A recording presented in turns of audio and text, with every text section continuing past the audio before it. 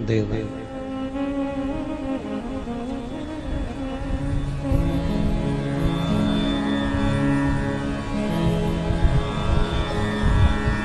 पर बहुत कम लोग हैं,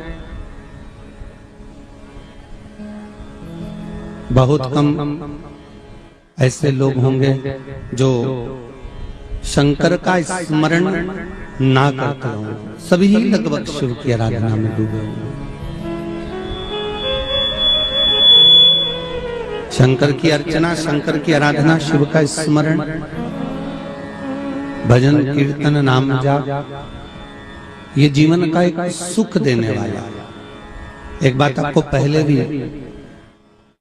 सीहोर कुबेरेश्वर महादेव से कही थी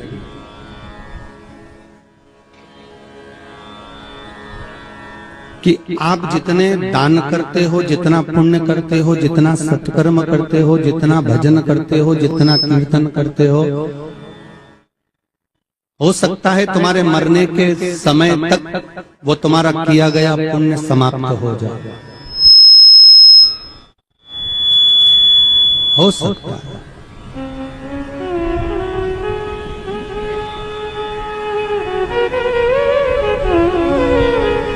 क्योंकि पुण्य तुम करते तो हो, ऐसा कोई मृत्यु लोक में ऐसा कोई व्यक्ति जन्मा ही नहीं जिसने पुण्य ना किया। 21,600 श्वास जो मनुष्य के शरीर से प्रतिदिन निकल रही है, ये पुण्य करने के लिए ही निकल रही है। और आप अगर माला उठाकर नहीं भी जपोगे, आप नाम जप नहीं भी करोगे, स्मरण नहीं भी करोगे, तो भी ये श्वास जो निकल रही है ना, ये श्वास भी ओम अक्षर का नाद करती है।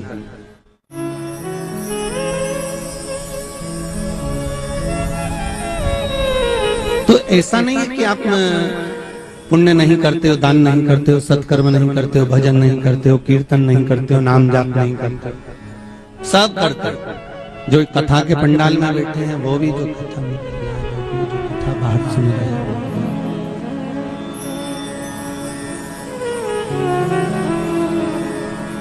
आप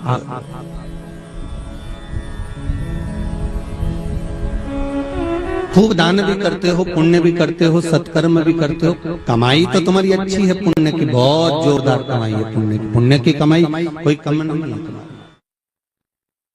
अरे होता है व्यक्ति 10,000 रुपये महीना कमाए और उसमें भी गैस की टंकी का, फिर लाइट का, फिर बच्चों की पढ़ाई का खर्चा निकालते जाओ, तो आखिरी में जब अगर देखोगे महीना का जब एंड आएगा, विराम आएगा, तो कुछ हाथ में रहा ही नहीं। तुमने जब अंदाजा लगाया तो मालूम पड़ा कि कुछ है ही नहीं, कुछ भी नहीं। अब संपूर्ण तरह से अगर विचार करो, तुम्हारा पुण्य बहुत है, पर पुण्य के साथ में जो तुम्हारा पाप कर्म है, किसी के लिए गलत दृष्टि से देख लिया, किसी के लिए गलत दृष्टि से बोल दिया, किसी को गलत संबोधन दे दिया, किसी के लिए अपशब्द कह दिया, तो यह हमारा जो पुण्य है वो धीरे धीरे धीरे धीरे धीरे धीरे समाप्त होते जाता है। और फिर हमारा जब मरने का समय आता है, प्राण छूटने का समय आता है, तो मालूम पड़े कि पुण्य तो हाथ में कुछ रहा ही नहीं, पुण्य तो कुछ बचा ही नहीं।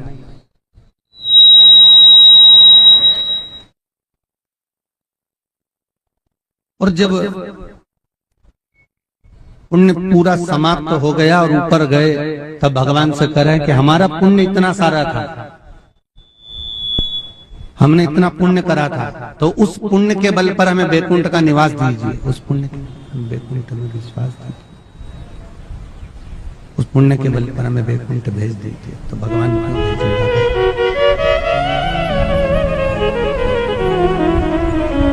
वो पुण्य हमारा धीरे धीरे धीरे धीरे धीरे धीरे समाप्त होता चला गया। फिर वो पुण्य का कोई परिभाषा ही नहीं रही, उस पुण्य का कोई मूल तत्व ही नहीं रहा है महाराज। अब शिव कथा कहती है महाराज, शंकर का अनुमोदन करता है। जैसे एक शमी का पत्र, कितना पत्र? मात्र एक। जैसे एक शमी का पत्र भगवान शंकर को मात्र प्रदोष के दिन प्रदोष काल पर समर्पित कर देने पर मनवांचित फल की प्राप्ति हो जाती है, उसी तरह केवल शिव की कथा का रसतत्व ग्रहण कर लेने पर हमारा पुण्य, हमारा आनंद सदा तत्परता में बना ही रहता है। पहले भी कहा, आज फिर कहते हैं कि ये पुण्य कभी समाप्त नहीं होता। शंकर की कथा का स्मरण का पुण्य, शिव कथा श्रवण का पुण्य, शंकर का अनुमोदन का पुण्य, शंकर के नाम स्मरण का पुण्य, शंकर को एक लोटा जो आपने पानी चढ़ाया है, शंकर को एक बेलपत्र समर्पित करा है, या शंकर को आपने एक शमी पत्र भी समर्पित करा है, या शंकर को आपने जोत समर्पित करा, वो कभी छिन्न नहीं होता, कभी समाप्त नहीं होता।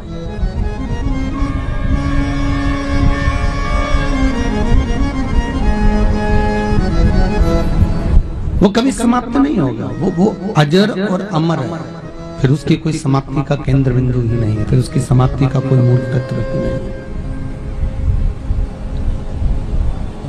वो एक रस तत्व जीवन का आनंद दे जाता है।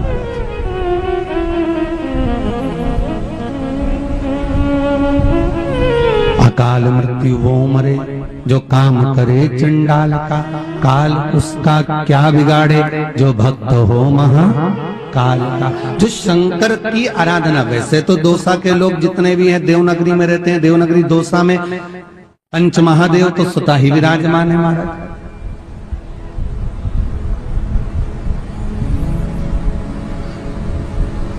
आज कोई कह रहा था मंदिर के अंदर कि गुरुदेव जितने भी शिव जी के मंदिर है ना, चाहे छोटा सा हो चाहे बड़ा सा हो महाराज,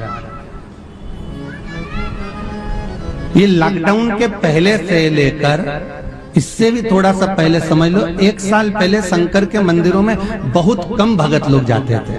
पर जब से शंकर की कथा महाराज चालू हुई है, तब से शिव मंदिर का जो आनंद है वो देखते बनता है महाराज जी, कि आनंद ही आनंद समाते हैं। तो यही तो सुख चाहिए, यही तो आनंद चाहिए कि जिस बाबा की नगरी में आप लोग बैठे हो, दोसा नगरी में देवाधिदेव महादेव की पावन धरा पर आप बैठे हुए हो, पंच महादेव यहाँ पर विराजमान है, स्वयं शंकर अपने आप ही यहाँ प्राकट्य होकर, सोमनाथ जी को दुनिया जाती है सोमनाथ का दर्शन करने के लिए, सोमनाथ जी स्वयं तुम्हारे पास में आकर बैठ गए, क्योंकि हो सकता है कि सोमनाथ जी को लगा होगा कि बहुत दिन हो गए दोसा वाले नहीं आए, तो मैं ही चलूं यहाँ पर। ये तो बाबा की अलमस्ती है, ये तो बाबा का धाम है। तो दोसा नगरी में, और हम कहें कि बर्फानी सेवा संस्थान कथा करा रही है, तो ये भी हम भूल जाएं कि बर्फानी सेवा संस्थान कथा करा रही है। हमको तो लग रहा है कि कहीं दोसा में ही, दोसा के ही ये 5 महादेव एक साथ मीटिंग करे होंगे, और मीटिंग कर कर उन्होंने कहा कि चलो कथा श्रवण करते हैं। तो क्या कथा कहाँ श्रवण करें? तो देवाधिदेव महादेव ने विचार करा होगा कि अपन तो भूत भावन भूतेश्वर शंकर हैं, एकांत में कहीं बैठकर कथा सुनेंगे। तो एकांत कहाँ मिल सकता था? तो उन्होंने कहा एक काम करो, आगरा रोड पर ही चलो। तो विचार करा, फिर आगरा रोड पर चले तो सर, ये बाबा महादेव तो वहां से निकले दोसा से, तो उन्होंने सोचा कथा रखी कहाँ जा। पहले ये कथा बर्फानी सेवा संस्थान से पूछना, वहीं हो रही थी दोसा के अंदर। फिर दोसा के अंदर से निकलती निकलती सोचा कोई गार्डन में हो जाए, गार्डन से होते होते देखो कथा घूमती घूमती कितनी चली हो, और चलते चलते चलते चलते तो आगरा के रोड पर निकली। अब बाबा ने सोचा होगा चलो कथा कहीं ऐसी एकांत में बैठ कर सुनेंगे। तो बीच में गोवर्धन नाथ जी ने कहा कहाँ जा रहे हो महादेव, आपकी कथा हो और हम ना सुने, ये हो सकता है? कहते हैं भागवत कथा को भक्त सुनता है। कौन सुनता है? जम के बोलिए, भक्त। भागवत कथा को भक्त सुनता है और महादेव की कथा को स्वयं भगवान सुनता है। स्वयं भगवान। तो भगवान ने कहा रुको जरा महादेव, अब तुम यही कथा का रसतत्व श्रवण कराओ, यहीं पर आनंद होने दो, और चकाचक खूब अलमस्ती से कथा का रसतत्व श्रवण करेंगे और आनंद से। तो गिरिराज जी, भोलेनाथ जी, राधा कृष्ण सरकार, श्री जी बाबा, और साथ में चलो तो देवाधिदेव, पांचों महादेव, और आप भी जहां जहां से आए हो, आपके अड़ोसन पड़ोसन धड़ोसन में जितने महादेव होंगे वो भी यहाँ पर तुम्हारे साथ में आकर विराजमान हो गए। तो देव बाबा तो स्वयं कथा का रसतत्व सुन।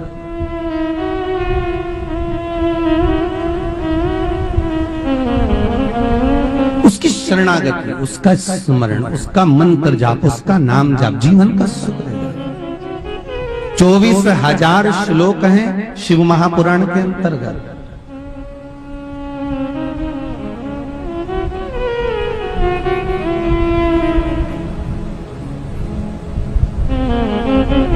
और 12 खंड सात संहिता के अंतर्गत इसको बांटा गया है। और एक निवेदन करें आपसे, पूरे 24,000 श्लोक पूरी शिव महापुराण आप याद करें ना करें, आप ज्ञात करें ना करें, आप स्मरण करें ना करें, पर इतना याद रखना कि शंकर की कथा का एक लाइन, एक रस तत्व जो आपको आपकी जिंदगी में अच्छा लगे उसको उतारना, उसको उतारना।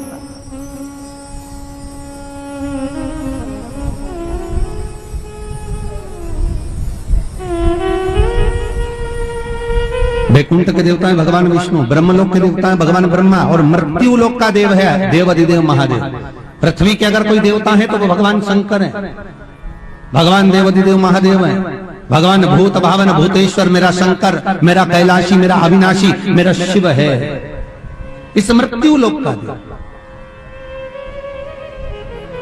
पर दुनिया के लोग न जाने क्यों कहे हम कृष्ण वाले हैं, हम श्री जी वाले हैं, हम शंकर के मंदिर नहीं जाते। वो कोई कहता हम नारायण वाले, हम शंकर को नहीं मानते, हम शंकर का प्रसाद नहीं लेते, हम शंकर के मंदिर नहीं जाते। भगवान को ऐसा बांट दिया, ऐसा बांट दिया कि शंकर के दरवाजे को जाने को तैयार नहीं होता। तो किसी ने एक बार पार्वती जी ने शिव जी से पूछा, भोलेनाथ जी कोई तुम्हारे मंदिर में नहीं आता, कोई तुम पर जल नहीं चढ़ाता, कोई तुम्हें नमन नहीं करता, सब ये मंदिर जाना, नारायण के मंदिर जाना, वो मंदिर जाना, वो देवता को रिझाना, वो देवी को रिझाना, पर तुम्हारे को कोई नहीं रिझाता। शंकर भगवान बोले मत रिझाने दे, अपने को कोई दिक्कत नहीं, अपन तो शांति से बैठे रहो।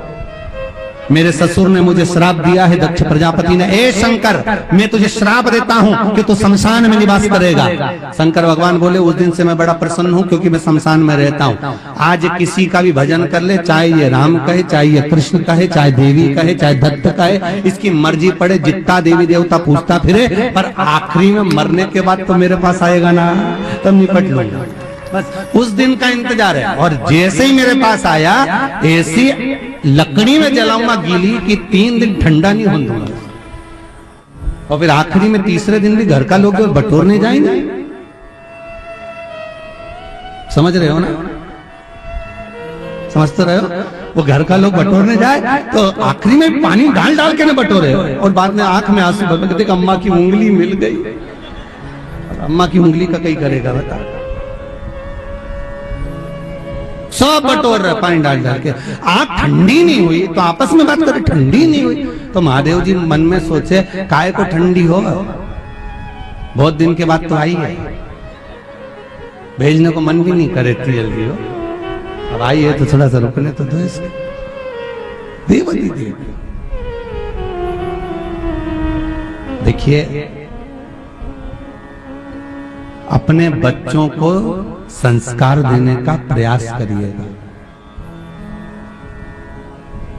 इस कोरोना महामारी में एक चीज देखने को मिली कि हॉस्पिटल से लोगों ने फोन लगाया और कहा कि तुम्हारे पिताजी का श्वास रुक गई है, समाप्त हो गए हैं, शांत हो गए हैं, और आपके पिता को हम हॉस्पिटल से शमशान लेकर जा रहे हैं, तुम्हारे पिता का अंतिम संस्कार हो रहा है, दूर खड़े होकर आप देख सकते हो, आ सकते हो, किट पहनकर अग्नि दे सकते हो। तो बेटों ने फोन पर कहा आप आग लगा दीजिए, हम ऑनलाइन देख लेंगे।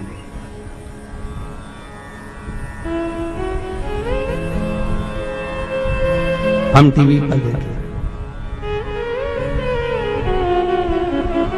अगर बच्चों को संस्कार दोगे तो आपका अंतिम संस्कार आपकी औलाद करेगी, नहीं तो संस्कार नहीं होंगे तो अंतिम संस्कार भी पड़ोसी करेंगे, औलाद नहीं करने वाले। अगर संस्कार श्रेष्ठ हैं तो तुमने अपने बच्चों को अगर श्रेष्ठ संस्कार दिया है, कितनी माताएं बैठी हैं जिनके बच्चे रोज उनको प्रणाम करते हैं। ईमानदारी से हाथ उठा जो रही हो, हाँ उठा, पड़ोसन के देख के मत उठाओ रही, हाँ उठा लो।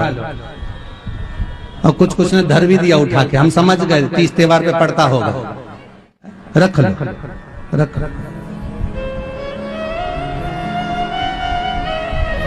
अब आप में से कितनी माताएं जो अपने बच्चों के रोज हाथ पर जोड़ ले, अरे उठ जा, तेरे हाथ जोड़ू, उठ जा, स्कूल का टाइम हो गया, उठ जा। रोज उठाना पड़ता है, उठ जा ये कर ले, उठ जा ये कर ले।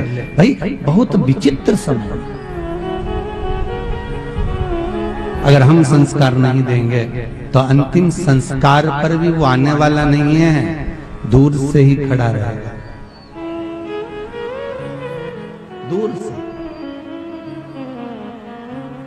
ये शंकर की कथा कहती है, शिव महापुराण की कथा कहती है, बाबा बर्फानी की कथा कर रही है, भूत भामन भूतेश्वर की कथा कर रही है।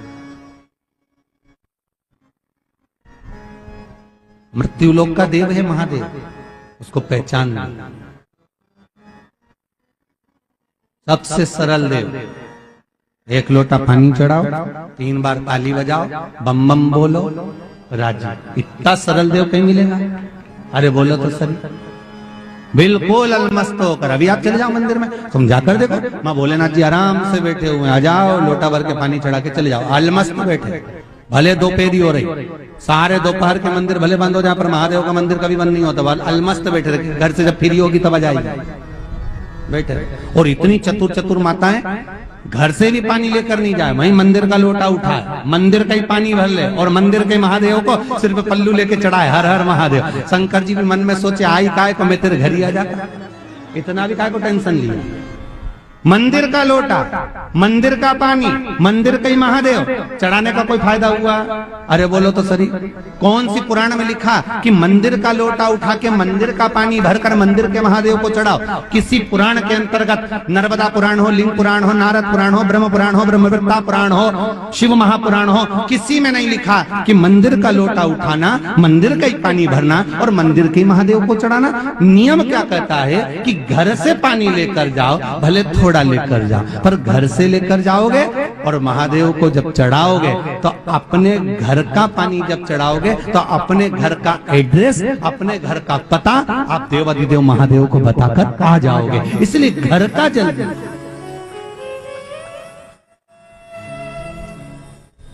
पर आपकी आदत पड़ी है ना, जैसे पीपल के पेड़ की पूजन करने जाए, आंवला की पूजन करने जाए, शीतला माता की पूजन करने जाए, किसी की भी थाली लगी लगाए मिल जाए, बस फिर तो सब चढ़ा चढ़ू के वो जा। और जिसकी थाली बेचारी वो आई, उसने पूछा हमारा सामान कहाँ गया, तो कि वो तो वो गई लीला भाई, चढ़ा के वो गई उधर चली गई।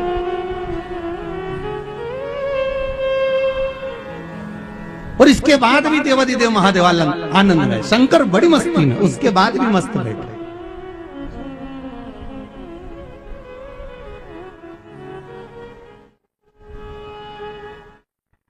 अब आज ही सोमनाथ जी पे थे, कौन कौन था हमारे साथ अंदर? 2-4 लोग थे, कोई हो पंडित हो, आप भी थे। अब सोमनाथ जी के टमाटर चढ़ाए थे, गाजर, भटा, बैंगन, वो भी सोमनाथ जी के। कौन सी पुराण में लिखा है कि टमाटर चढ़ाओ, बैंगन चढ़ाओ, गाजर चढ़ाओ? अच्छा हुआ कद्दू नहीं लाई, नहीं तो वो भी ले आती और शंकर जी पे चढ़ा के सोमनाथ जी पे धर के चली जाती। इसका क्या जाएगा?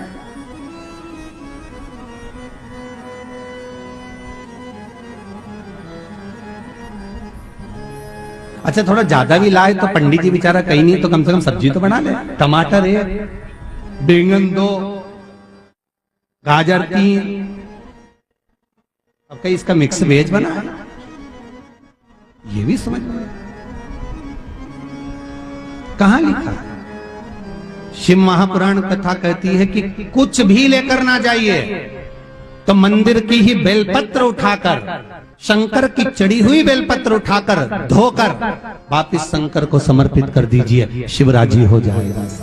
शंकर राजी है। शिव अलमस्त, उसको कुछ चाहिए नहीं तुमसे, तुम तो बस प्रेम से उसको स्मरण कर लो, तुम प्रेम से उसको रिझा लो, तुम प्रेम से उसको मना लो। उसके पास तुम जितने प्रेम से जाओगे, अपने हृदय की बात, अपनी चित्तवृत्ति की बात, अपने दिल की बात जितने प्रेम से कह सकते हो, उस देव अधिदेव महादेव से कह दो, वो सुन ले।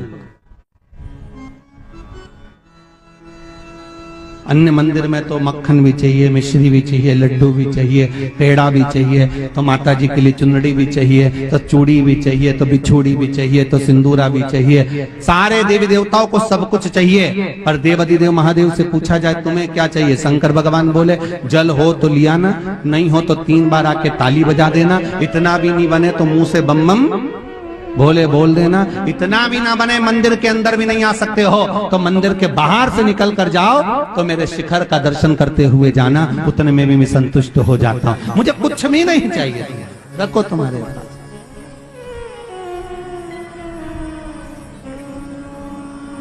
वो घड़ी है, वो उसकी अलमस्तता, उसका आनंद, उसका सुख है। कितने दिन की शिव पुराण है यहाँ पर? 7 दिन की। विवाह हुए तो फेरे कितने डले? 7। शास्त्रीय संगीत के सुर कितने हैं? 7। जन्म कितने दिन में हुआ अपना? 7 दिन में, रविवार, सोमवार, मंगल, बुध, गुरु, शुक्र और शनि। मरोगा कितना दिन में? यही सब। गोवर्धन नाथ जी ने जो, श्रीनाथ जी ने जो पर्वत उठाकर रखा है कन्हैया ने, वो कितने कोस का? 7 कोस का। कितने दिन तक उठाया? 7 दिन तक। कितने वर्ष की आयु में उठाया? 7 वर्ष। भागवत कितने दिन की? शिव पुराण कितने दिन की? 7 दिन। और वही 7 दिन अपनी जिंदगी के हैं। रविवार को जन्म हुआ, सोमवार को बड़े हुए, मंगलवार को ब्याह हुआ, बुधवार को बच्चे हुए, गुरुवार को बीमार पड़े, शुक्रवार को हॉस्पिटल गए, शनिवार के सीताराम हो गए। 7 दिन यूं ही चले गए, स्मरण करने का दिन नहीं है। 3.5 करोड़ रोम छिद्र मनुष्य के शरीर में है। एक एक रोम छिद्र भगवान ने अगर दिया है तो भगवत स्मरण के लिए दिया। 21,600 श्वास जो निकल रही है प्रत्येक मानव के शरीर से, वो श्वास दी तो भगवान ने भगवत स्मरण के लिए। माता के गर्भ में उल्टा लटका हुआ था, दोनों मुष्टिकाएं बंद थी और प्रार्थना कर रहा था, मुझे माता के गर्भ से इस कैद से बाहर निकालो, मैं तुम्हारा भजन करूंगा, भजन करूंगा, भजन करूंगा। और जैसे ही बाहर निकला, मैं तो भोजन करूंगा, भोजन करूंगा, भोजन करूंगा। भजन तो गायब हो गया, भोजन चालू हो गया। 3 बार भोजन, भजन 1 बार, और उसमें भी उलझन आती है बार। अभी भी तुम कथा में आओगे तो 50 बार उलझन आ जाएगी। कहीं मामा जी आ गया ना, चाचा जी आ गया ना, मौसी जी आ गई ना, काकी जी आ गई। कुछ मत करना, कह देना इस पर फोन लगा के 7 दिन शिव पुराण की कथा चल रही, हमारे यहाँ तो आना ही मत। और आओ तो सीधे गोवर्धननाथ मंदिर ले जाऊंगी और बर्फानी बाबा सेवा संस्थान से कह दूंगे हमारे रिश्तेदार आए, इनके भी खाना तुम्हें खवाओ। मेरे पीछे मत आना। मैं 7 दिन शिव पुराण सुनूं, बड़ी मुश्किल से मिलती है। भागवत कथा बार बार मिल सकती है, राम कथा बार बार मिल सकती है, गीता का स्मरण बार बार हो सकता है, पर भूत भावन भूतेश्वर की कथा, शंकर की कथा बार बार नहीं मिलती। ना जाने कितने भाग्य प्रबल हुए होंगे आप सब दोसावासियों के, ना जाने कितने प्रबल किस्मत लाकर पैदा हुए होंगे, और ना जाने पूर्वजों ने कितनी कृपा करी होगी, तब जाकर ये बर्फानी सेवा संस्थान ने ये शिव महापुराण की कथा रखी और अपने को सुनने का मौका मिला। और बाबा भोलेनाथ जी को धन्यवाद देना दादा कि तूने हमें इतनी बड़ी कोरोना बीमारी होने के बाद भी जिंदा रखा, पड़ोस में आ गई पर हमें बचा लिया। धन्य है तू। कितनी मोहल्ले में, पड़ोस में, चौराहे तक बीमारी आ गई। जब 4-5 घर छोड़ के किसी को कोरोना हो गया, मन सुप्त हो गया, अपना नंबर भी आ गया। पर कैसे भगवान महादेव ने बचाया। बस बाबा को धन्यवाद देते रहना कि तेरी कृपा है जो आज बैठकर शिव महापुराण की कथा सुन रही हूँ, और तेरी कृपा से बैठी हूँ, ये तूने करुणा कर कर रखी है, नहीं तो हमारी तो कोई औकात थी ही नहीं। क्या दिया?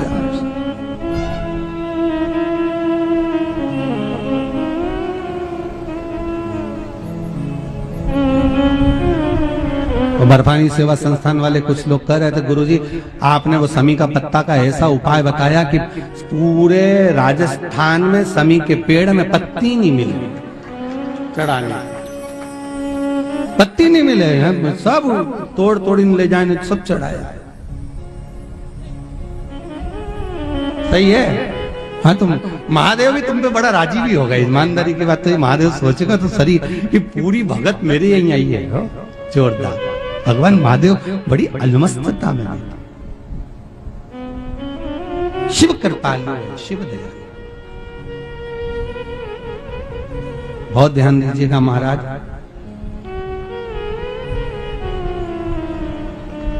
एक शमी का पत्र, क्योंकि पहले भी कथा में कहा बेलपत्र माता पार्वती के नयन अश्रु से प्रकट हुआ, रुद्राक्ष भगवान शंकर के नयन अश्रु से प्रकट हुआ, और शमी का पत्र, शमी का वृक्ष उमा और महेश के दोनों के मिलन से, नेत्र बिंदु के जल के मिलन से प्रकट हुआ। यह कोई साधारण सा शमी पत्र नहीं है।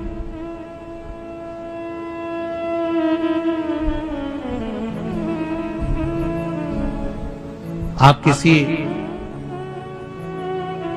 शुगर आपकी लेवल में ही नहीं आ रही, बहुत ऊंची नीची जा रही है, बहुत ऊंची नीची जा रही है, और डॉक्टर भी कह रहा है कि शुगर को लेवल में लाना जरूरी है। अगर ये लेवल में नहीं आई तो फिर इंजेक्शन लेना पड़ेगा, इसको लेवल में लाना जरूरी है। कुछ मत करो, कुछ थोड़े से दिन, 5 दिन शमी पत्र, 5 पीपल के पत्ते महाराज,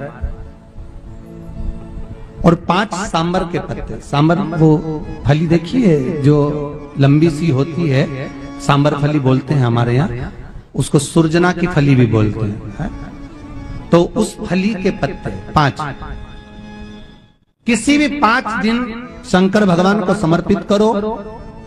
शमी के पत्र, बेलपत्र, पीपल के पत्र, सांबर के पत्र, ये चढ़ाने के बाद में आप सांबर के पत्र और पीपल के पत्ते लेकर आ जाइए। सांबर के पत्ते को, जो सुरजना के पत्ते होते हैं, उसको थोड़ा सा पानी में उकाल लो, ठंडा कर लो, छानकर बाबा को चढ़ा दो, कटोरी में झेल लाओ।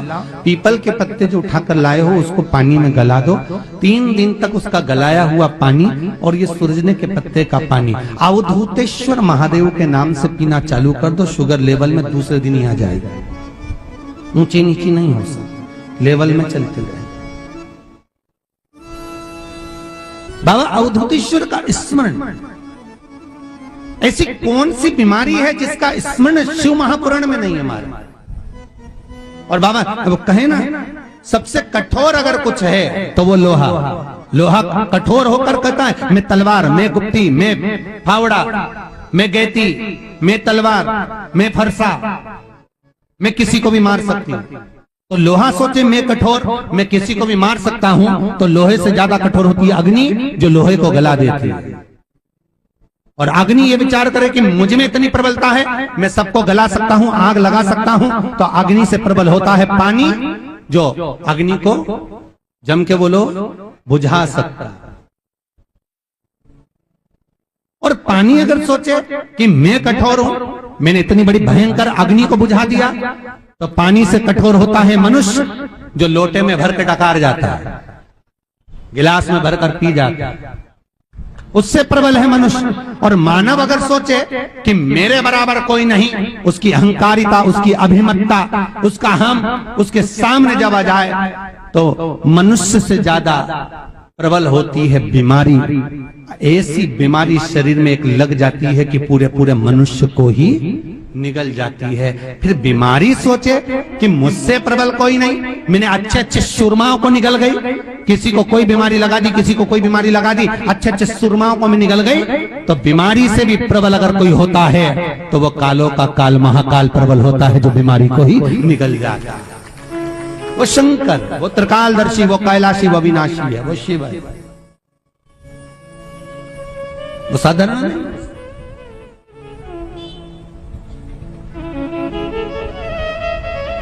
बस उसको जानना है, उसको पहचानना है। उसको हम एक बार सहज में समझें। और जो नजदीक में होता है ना भाई, उसको समझना ही कठिन होता है। एक बहू पूना में रह रही है, जयपुर में रह रही है, दिल्ली में रह रही है, जोधपुर में रह रही है, और एक बहू तुम्हारी दौसा में रह रही है।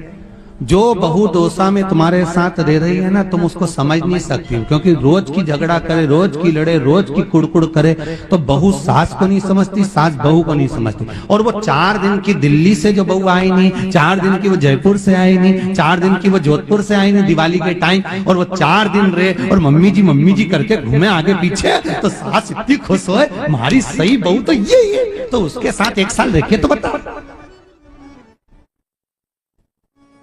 नहीं, 1 साल डोकरी के उनके साथ रहे रहे हो।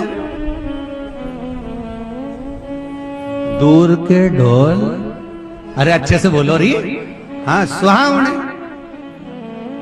लगे बस। हमारी दिल्ली वाली बहू रोज फोन लगाए हमारे पीछे, मम्मी कैसी, और उस बहू की इतनी तारीफ करे, और जो पास में रहे वो की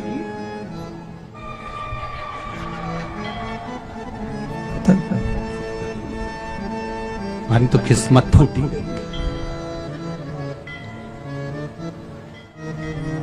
परख नहीं है, अगर परख होती तो पहचान जाता। हमारी आदत पड़ी ना, हम ब्रह्मलोक के देवता को पूछते हैं, हम वैकुंठ लोक के देवता को पूछते हैं, जो नजदीक में रह रहा देव, अधिदेव, महादेव, जो मृत्यु लोक का देव है, हम उसी को नहीं पूछते, क्योंकि हमारी आदत है दूर के ढोल, अरे बोलो जम के सुहावने,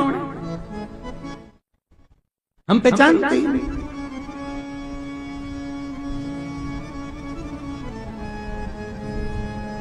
दूर का अगर कोई आए, बहुत बढ़िया साहब, बहुत बढ़िया। एक बहन दूसरे गांव में रहनी तो उसकी खूब खाती रहो, और एक बहन वहीं की वहीं गांव में रहनी तो बस चाय पिला के टरका दे जा, चाय पिला के, वो भी कभी कभी तो यूं ही कह दे आज तो दूध ही खत्म हुई है, तो कभी कभी ये भी बोल दो, उसका क्या, कौन जाने। ऐसो कोई नहीं दे या हीरा को परखइयो राम, कोई नहीं।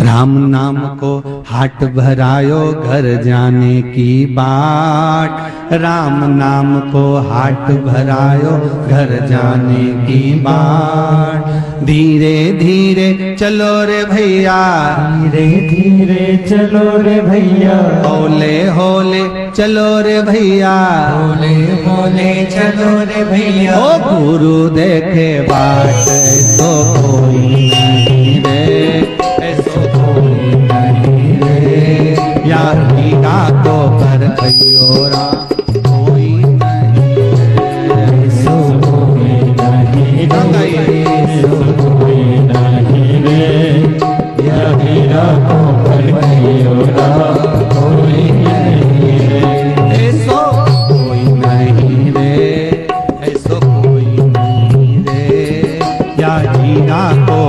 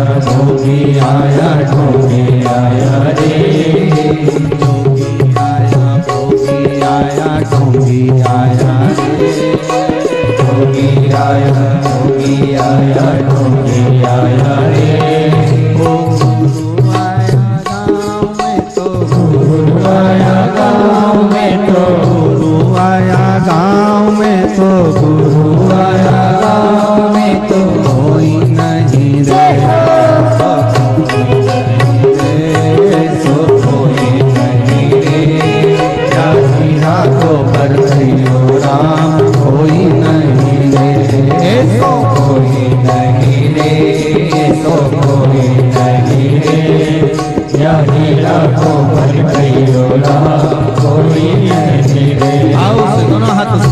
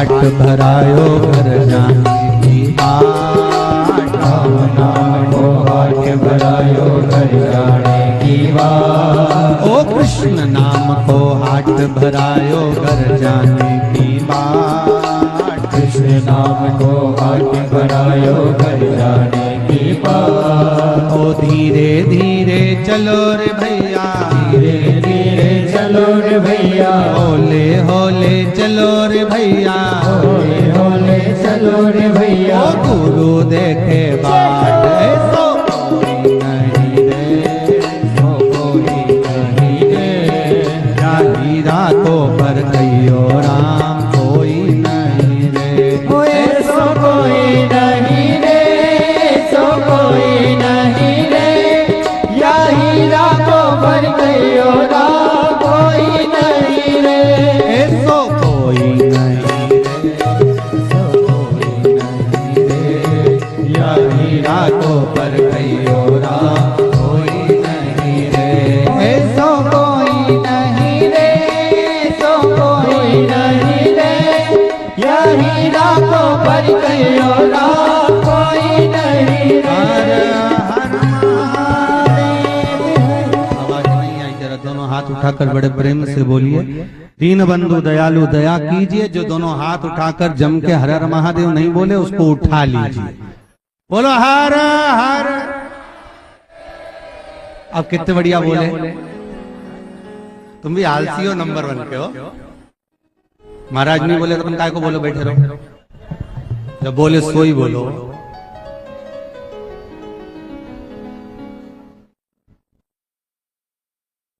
हीरा को परखियो राम कोई।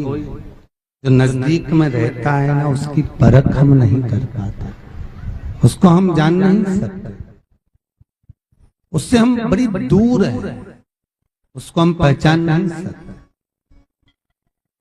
और जो दूर है उसको हम श्रेष्ठता देते रहते हैं कि हाँ वो श्रेष्ठ है, उसमें श्रेष्ठता होगी। पर जो नजदीक है उसकी पहचान नहीं, और जब नजदीक वाले को हम पहचानेंगे, नजदीक वाले को हम जानेंगे, महाराज नजदीक को अगर हम पहचानने का प्रयास करेंगे तो हम जान सकेंगे कि श्रेष्ठता है उसमें। एक दूर रह रहा है और एक पास रह रहा है। अगर थोड़ा भी जीवन में कष्ट आएगा आपके, तो जो बहू दिल्ली में रह रही है वो तुम्हारे को संभालेगी कि जो पास में रह रही है वो? जम के बोलो जरा। भले कितनी भी दुश्मन हो, भले नहीं बोले, पर संभालेगी तो वही। भले नहीं बोले, भले नहीं जाए। वो दिल्ली वाली तो कह दे कि मैं डॉक्टर को फोन लगा देती हूँ, मम्मी तुम चिंता मत करना, डॉक्टर आ रहा होगा, अभी पहुंच रहा होगा, चिंता मत करना, बिल्कुल। वो बहू वाले और सास को लग भी दिया, हमारी बहू बहुत जोरदार, देखो डॉक्टर भेज दिया। भले डॉक्टर क्या करेगा, परंतु जो नजदीक होगी वही तो दवाई देगी, गोली देगी, संभालेगी आगे बढ़कर। तो उसी तरह प्राण छूटते समय आप सबको याद करो। हो सकता है आने में देरी हो जाए,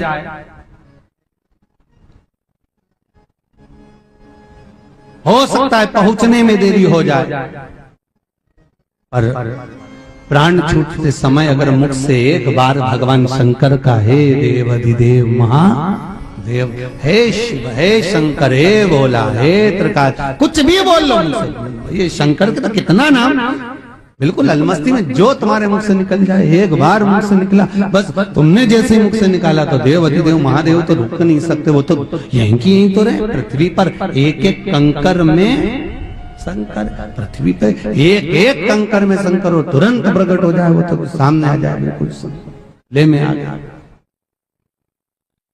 क्यों घबराए?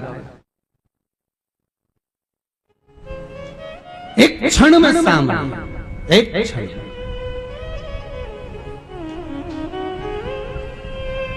तीन मित्र, तीनों में झगड़ा हो गया। एक तीनों मित्र हैं, आपस में झगड़ लिए। एक बोले मैं भगवान को बुलाऊंगा, राम को बुलाऊंगा, एक बोले मैं कृष्ण को बुलाऊंगा, एक बोले मैं शंकर को बुलाऊंगा, तीनों झगड़। अब जो शंकर का भगत था, लोग उसको हमेशा कुछ ना कुछ बोला करते थे, तेरा भोलेनाथ मंदिर में बैठा रहे, लोग पानी उंडेल उंडेल के जाए तब तो आएंगे। तो बस अब इसको चढ़ गई मन में कि भाई शंकर तो शंकर, और शंकर के लिए सुनो तो हो ही नहीं सकते। तीनों ने विचार करा, अपन जंगल में चलते हैं, देखते हैं किसका भगवान पहले आए, और बुलाना चालू करे। एक ने बुलाया, भगवान राम पधारो। एक बुलाया, हे ठाकुर, हे कन्हैया पधारो। और तीसरा जो था शंकर का भगत, उसने कंकर उठाया, हाथ में रखकर बोला, भोलेनाथ मैंने आपको देखा नहीं, पर मैंने सुना है कि कंकर में शंकर है, अगर हो तो प्रकट हो जाओ। कंकर में से शंकर प्रकट हो गया, सामने आ गया। कंकर में से शंकर। थोड़ी देर बाद राम जी आ गए, थोड़ी देर बाद कृष्ण जी आ गए। इतने में राम का भगत बोला, प्रभु आपने आने में देरी क्यों कर दी? भगवान राम बोले, तू नहीं तो कहा था, हे अयोध्या नरेश, हे राजा रामचंद्र पधारो। और कोई राजा कोई ऐसी आए क्या? पूरी सेना लाना पड़े, साज सजाना पड़े, रथ तैयार करना पड़े, तब तो आया। इतने में थोड़ी देर बाद कन्हैया जी आ गए, तो कन्हैया जी का भगत बोला, तुम कितनी देरी क्यों करे? तो भगवान कृष्ण ने बोला, तूने बोला हे द्वारका के नाथ, हे द्वारिकाधीश, हे ब्रजाधिपति, हे राजाधिराज, द्वारका नाथ पधारो। अब तू बोले द्वारका का नाथ राजा, अब मैं द्वारका का नाथ, तो कोई ऐसे निकल के चले? अब तुम सीएम को बुलाओ तो कोई ऐसे आ जाए? थोड़ी बहुत पुलिस फोर्स मोर्स सामने आगे पीछे थोड़ी बहुत चलाना पड़े। अब तुम सीएम को बुलाओ तो फोर्स मोर्स के साथ है, और ऐसे अपने ही मोहल्ले में नत्थू लाल, उसके बुला ले, ए नत्थू, हाँ बोल जी, तुरंत सामने नत्थू। और तुम सीएम को बुला दो तो साज घास है, पूरी सेना लेकर, पूरे ठाट बाट के साथ आए। तो भगवान शंकर को कोई सेना की जरूरत है ही नहीं। भोलेनाथ जी का एक कंकर उठा के कहा, शंकर, वो शंकर जी साथ, बिल्कुल वो घड़ी है अलमस्त।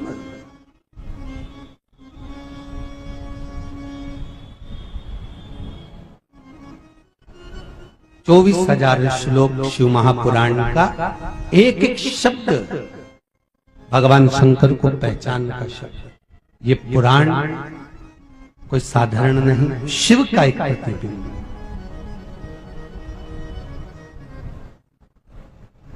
विद्येश्वर संहिता में, शिव महापुराण की विद्येश्वर संहिता में लिखा है कि जहां पर कुमरुका जी चंचुला देवी को कथा सुनाते हैं और बेलपत्र शिव जो समर्पित करते हैं, वो बेलपत्र शंकर स्वयं कहते हैं कि इस पोथी पर चढ़ी हुई बेलपत्र विराम दिवस के एक दिन पहले तक वो बेलपत्र औषधि का काम करती है और विराम के बाद वो कुबेर का खजाने का काम। इसलिए 7 दिन की कथा में 6 दिन की जो बेलपत्र आपको यहाँ से प्रसाद में वितरण करी जाएगी, वो बेलपत्र चबा चबा कर रात होने से पहले जिसकी कमर, घुटना, पेट, सिर जो दुखता हो, तुम तो आज खाना और कल हमको लेटर लिख के देना कि बंद हुआ कि नहीं हुआ दर्द, बस कल तक का ही समय था, कल ही दो लिखता। पर एक नियम है, रात भर नहीं रखना है, नहीं तो तुम सोचो हमारी सास के लिए रख ले। बहुत चतुर चतुर माता आती हैं, बैग में लेके साथ में चलती, देना भैया। और चलो तो चलो, एक बार कोटा में कथा थी, कोटा में गगरानी जी कथा कराए थे, गीता भवन ऐसा कुछ था, वहां कथा करा। तो एक माता आई तो भगवान जाने का दिन कैसी उसने झोली बनाई थी काम, साड़ी का पल्लू की कैसी लेती जा, अच्छा उसके इतना ध्यान नहीं कि गुलाब जामुन डाले जा रहे और चाशनी नीचे।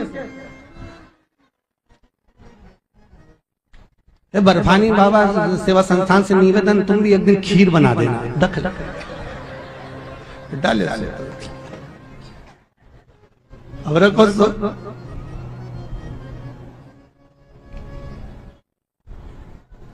अच्छा इतनी गुलाब जामुन के नशे में इतनी जोरदार कि खुद के छोरा को तो बाजू में छोड़ देना, पड़ोसी का छोरा का हाथ पकड़ के निकल जा रही है। इसकी इतनी सुननी, वो तो बेचारी पड़ोसन है कि जी जी महाराज छोरा है, और मैं समझी कल्लू है। और बेचारे पड़ोसी के छोरा के तो दब मार दी, तूने 2 ही बार गुलाब जामुन ली, तीसरी क्यों नहीं ली? ओके क्यों मार?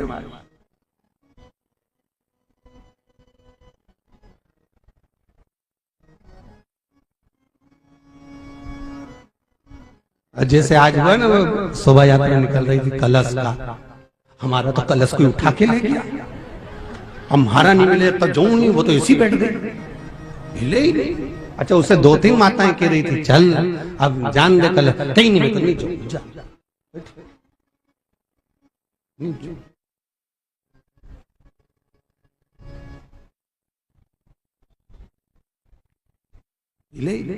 अच्छी बढ़िया जोरदार साड़ी माड़ी बोर मोर सब लगा के बैठे। तो हम तो सोचे कि फोटो खिंचवा रहे, हमारा क्या हमें क्या मालूम था कि हंडा के चक्कर में बैठे, हम सोचे फोटो खिंचवा रही थी इसलिए ऐसी बैठे। वो तो जब मछली गई तब मालूम पड़ा कि वो हंडा के चक्कर में मछली हो, फोटो के चक्कर में नहीं मछली, तब धन्यरी दो सवाल।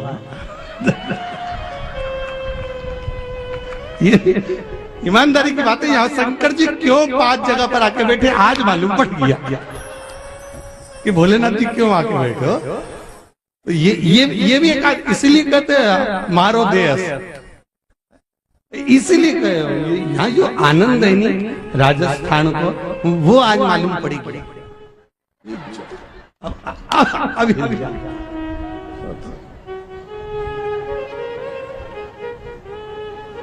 हर हर महा भगवान शिव ओघड़दानी त्रिकालदर्शी कैलाशी शिव की कथा कर रही है। एक संबोधन, एक शब्द भी शंकर का हमारे हृदय चित्त को स्मरण कराने वाला। ये उसी तरह जैसे एक कोरा कागज जिस पर अखबार छपता है और कितनी बड़ी से बड़ी न्यूज अखबार में छप जाए, खूब बड़ी से बड़ी न्यूज छप जाए, बड़ी काम की न्यूज भी छप जाए, आखिरी में वो अखबार में न्यूज जो छपी है वो अखबार का टुकड़ा आखिरी में कोई काम आता ही नहीं है, केवल पोया और समोसा के ही काम।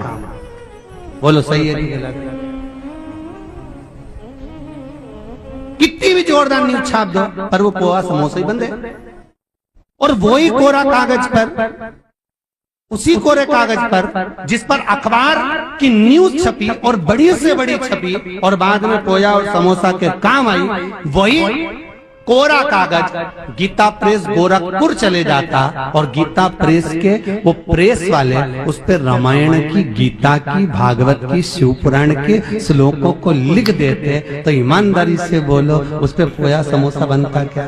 नहीं बनता। फिर वो कहाँ रखा था? पूजन की जगह में। बस उसी तरह जैसे एक कागज पर संसार की खबर लिखी गई तो पोया समोसा बना, और भगवान की खबर लिखी गई तो पूजन में रखी गई, उसी तरह ये संसारिक मनुष्य भी कोरे कागज की तरह है। जब किसी सदगुरु के छपाई की जगह पर जाता है और सदगुरु इस पर भगवान का नाम छाप देता है तो इसकी कीमत बढ़ जाती है, पूजनीय हो जाता है। और संसार के लोगों की छपाई की जगह पहुंच गया तो कीमत घट गई। पोया समोसा रखा, उसका कोई मोल तत्व नहीं। अभी 7 दिन आप लोग शिव पुराण सुनो नहीं तो बिल्कुल बढ़िया चकाचक जो, और जैसी आज तक धज के आई बढ़िया लाल चुनरी मुंदरी बनकर शिव पुराण लिखी है। शिव पुराण में आप आके सुनेंगे कि ये पुराण किसके लिए बच रही है, ये पुराण किसके लिए बांची गई। एक चंचुला देवी जो विधवा हो चुकी थी, वेधव्य, और विधवा चंचुला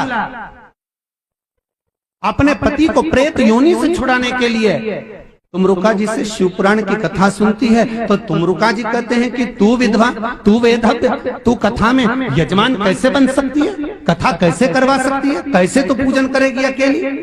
तब चंचुला देवी के नैनों में जल भर गया और चंचुला देवी ने देव अधिदेव महादेव से विनती करी। तब महादेव और जगदम्बा दोनों ने मिलकर इस कथा की यजमान पद को ग्रहण करा।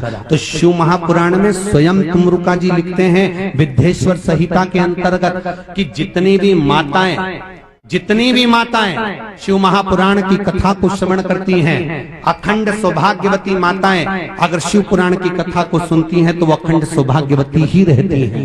वेधव्य नारी अगर शिव महापुराण की कथा को श्रवण करती है तो उसका जो दूसरा जन्म होता है उसमें वो कभी वेधव्य नहीं होती, वो मरने के बाद पति के लोक को जाती है।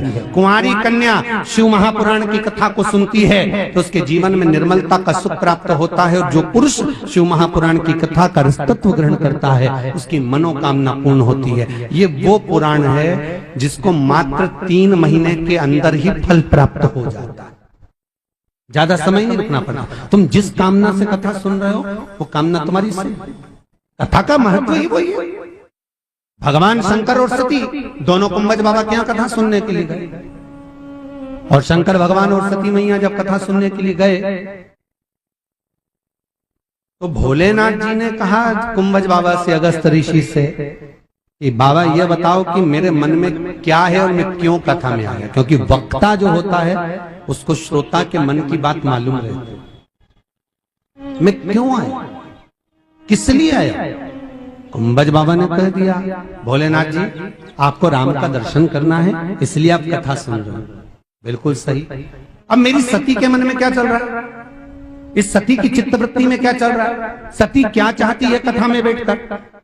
कुंभज बाबा ने कहा मैं नहीं बोल सकता, मैं बोलूंगा वो अच्छा नहीं लगेगा। नहीं, आपको बताना तो पड़ेगा कि मेरी धर्मपत्नी सती के मन में क्या चल रहा है कथा सुनते समय, आप बताओ। नहीं बताओ। फिर जिद पर अड़ गए भोलेनाथ जी। कुंभज बाबा से कहा बताना तो पड़ेगा। तो शंकर भगवान को कहा आप सती मैया को थोड़ी देर बाहर भेज दो, मैं बता दूंगा। शंकर जी ने कहा सती मुझे प्यास लगी है, आप गंगा जल लेकर। सती पानी लेने के लिए गई। कुंभज बाबा ने कह दिया भोलेनाथ सती मैया के मन में आ रहा है कि शादी करने के बाद, विवाह होने के बाद दुनिया के लोग ना जाने कहां कहां जाते हैं और मेरा पति मुझे लेकर यहाँ कथा सुनाने लाया, इससे तो मैं भस्म हो जाती तो अच्छा था। कथा में बैठकर सती के मन में यह आया है कि मैं भस्म हो जाऊं तो अच्छा है।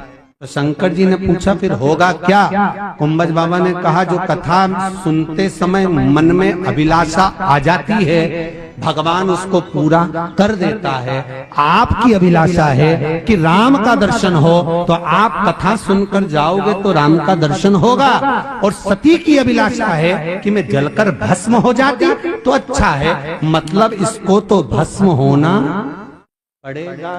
तो आपसे भी निवेदन है कि कथा में बैठकर अच्छा ही सोच हो। घर का मत सोचना कि कहीं बहू पूरी दूध की चाय नहीं पी जा, तो वो सही में पी जाएगी, आफत तुम्हारी हो जाएगी। यहीं का यहीं सोचिए, अच्छा सोचो, किसी के लिए बुरा नहीं सोचना हमने। क्या किसको रोइए, जम के बोलो, चादर तान के आग लगे बस्ती में, अपन रहो मस्त। सबसे कह देना 7 दिन कथा चले, हमारे तो परेशान कर जो, तुम्हें तो भाई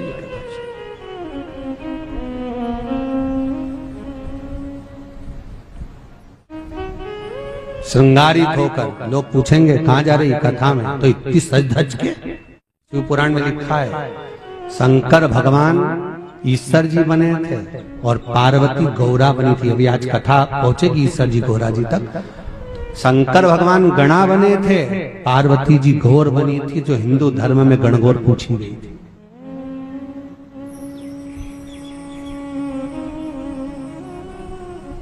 शिव पुराण कहती है 7 दिन में भी गणगौर बनकर शंकर की कथा सुनो और मेरी अभिलाषा पूरी हो, मेरी अभिलाषा पूरी।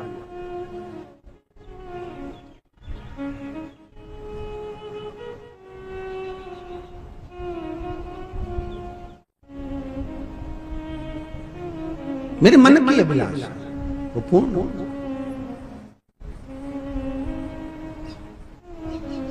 सती जिनकी चित्त वृत्ति में यह बात अड़ग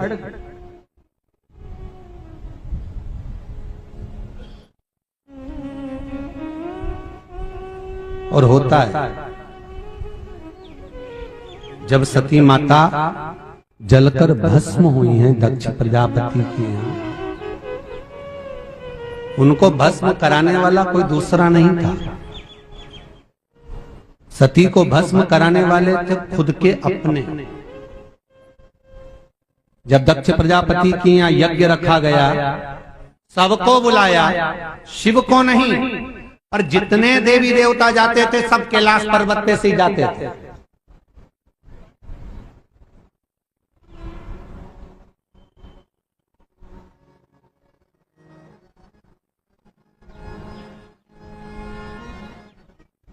जो सस्ती चीज होती है ना वो लोग जल्दी बिखेरते हैं, जो महंगी चीज होती है वो कोई बुरबुराता नहीं है। सबसे सस्ती चीज है जो बुरबुराने के काम आती है वो नमक है, जो किसी के भी घाव पे तुरंत बुरबुरा दी जाती है। और ये दुनिया के लोग बड़ी अच्छी तरह से बुरबुराते। तुम देखो सती मैया नीचे बैठी, ये जा रहा है ऊपर से, और ऊपर से जाते जाते भी कहते जा रहे हैं। देव ऋषि नारद बोले माता जी बढ़िया तो हो,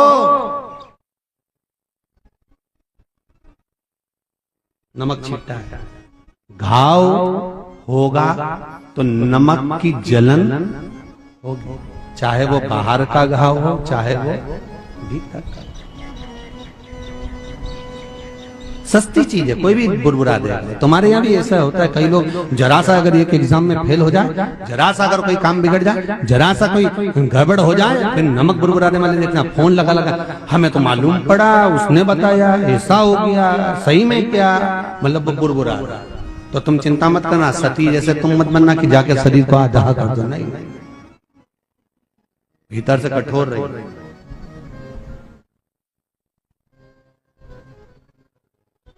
पहचान करने वाले ना कर फिर निकले। भगवान विष्णु और लक्ष्मी निकल कर जा। लक्ष्मी जी ने कहा रुको जरा, मेरी सहेली नीचे बैठी, आई 2 मिनट नीचे आ, तू नहीं जा रही, समझ जा, समझ गए क्या कर रहा है, नमक, तू नहीं जा रही, बस तुम जाओ। कुछ भी नहीं बोली, बस इतना ही बोला, तू नहीं जा रही। बस उतने में तो समझ में आ गया कि पत्रिका नहीं है।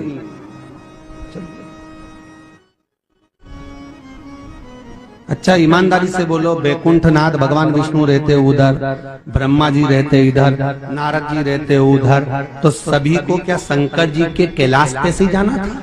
सबका रूट अलग अलग था, नहीं है? सबका अलग अलग जगह कि यहाँ से तुम इधर से आना तो तुम उधर से आना तो तुम उधर से जाना, कोई जरूरी है कि सबको इधर से जाना? पर वो बुरबुराना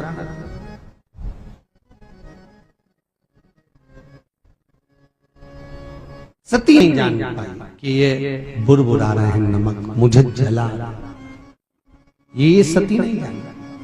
उसी तरह संसार के लोग आपको भी कहेंगे इसके पास कोई काम नहीं, दिन भर कथा, बस एक महाराज जी की कथा सुनी नहीं, दूसरे महाराज जी की चालू, और अभी तो टीवी पे आ रही होगी तो और बताओ, अभी तो सुनी थी और वाला महाराज की कथा, फिर सुनने बैठ गए, बताओ एक ही महाराज मिलता है, रिमोट लेके बैठ जाते हैं, फिर कथा।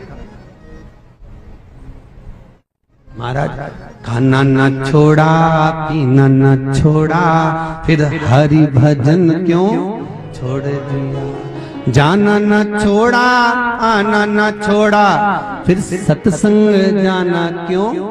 हम क्यों किसी के कहने पर भी कितना ही बोले, बस इनके बाद तो कतई कथा, अभी चल दी सच धज के फिर कथा सुनने के लिए हम तो जाएंगे, और जो जितना बोले नहीं उनके सामने उतनी जोरदार खजूर वाली चोटी कर करके जाओ, उतनी जोरदार सच धज के जाओ, आग लगे बस्ती में अपन रहो।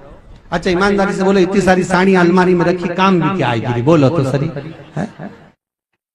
करोगी क्या? सब प्रेस करी कराई बढ़िया जोरदार धरी की धरी है, और उससे पहले निपट गए तो, और वो साड़ी ऐसी कैसी धरी की धरी दे गई तो पहनोगे भी कैसे, फिर आखिरी में जाते जाते रोगे, यमराज से कहोगे एक बार फिर से छोड़ दो, नीले कलर की नहीं पहने, तेरे पांव पड़ू, एक बार पहन लू, नहीं तो बाद में बहू में पहनेगी, पहन लेंगे, यमराज के चलेगी फिर तू धर कर।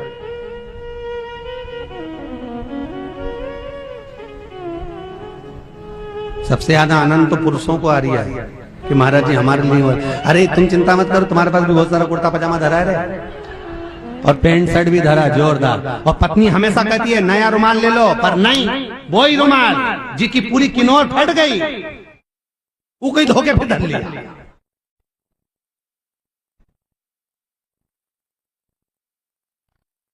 इसके लिए कमा रहे हो।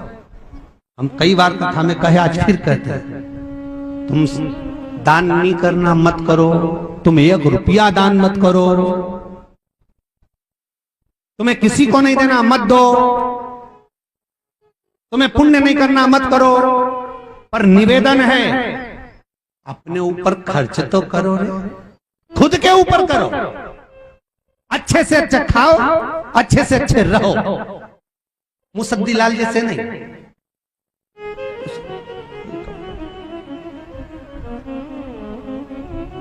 अरे रक्षाबंधन पर बहन भी रुमाल दे देती है सिर पे रख के कि ये धर लेना 2-4 दिन तक, पर पत्नियां ऐसी चतुर होती है, वो भी घड़ी बना के रख लेती, वो अपने भाई के घर ले जाती है, तिलक करके उसको पिना देते। अरे किसके लिए जोड़ रहे? मत करो दान, मत करो पुण्य, मत करो सत्कर्म, पर अपने ऊपर तो खर्च करो, अच्छे से खा लो, अच्छे से रह लो, अच्छे से जिंदगी जी लो। दुकान पर 8 बजे से लेकर रात को 10-10 बजे तक बैठा रहता है, 10-10 बजे तक रात तक।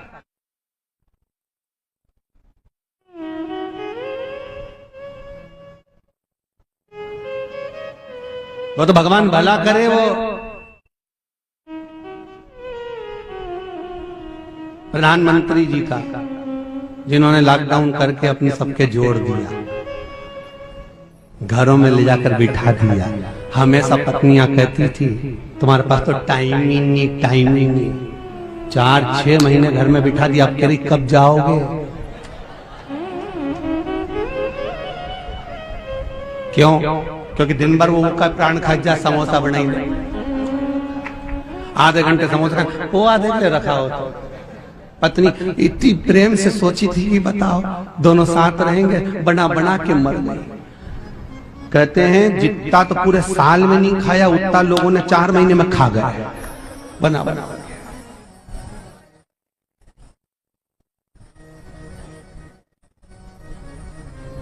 पहले जरा सा शरीर में कष्ट होता था तो हॉस्पिटल भागते थे, डॉक्टरों के भले होते थे। अब 4-6 महीने में कहीं का बीमार भी नहीं पड़ा रे, एक बीमार नहीं पड़ा, क्योंकि जरा सा कमर दुखे, हाँ मम्मी मेरी पीठ दुख रही, तुरंत डॉक्टर क्या, मम्मी पाँव दुख रहा, तुरंत डॉक्टर। अब डॉक्टर के भी नहीं जा सकती, क्यों?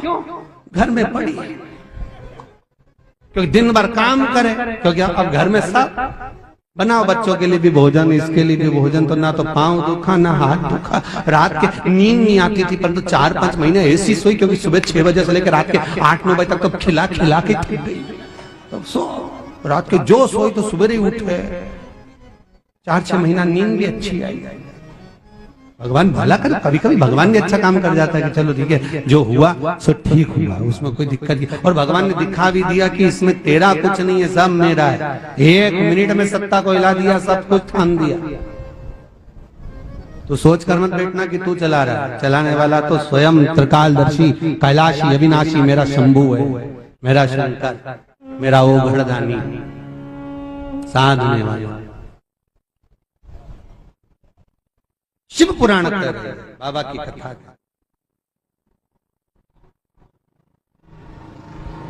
एक देवराज नाम का ब्राह्मण, हे ब्राह्मण, पर थोड़ी चोरी की लत लग गई। धन लाता कहीं से चुरा कर, और उस धन को, चोरी के धन को लाकर अपने यहां पर इकट्ठा करता था ब्राह्मण।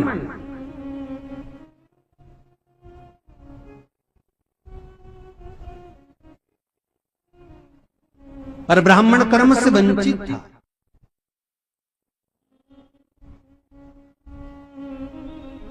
ब्राह्मण का कर्म है शास्त्र पढ़ना, शास्त्र सुनाना। वैश्य का कर्म है धन एकत्रित करना। क्षत्रिय का कर्म है रक्षा करना। शूद्र का कर्म है सेवा करना। और संपूर्ण विश्व के मनुष्य का कर्म है भगवान का भजन करना। मनुष्य का शरीर मिले तो भगवान का भजन करना, स्मरण करना।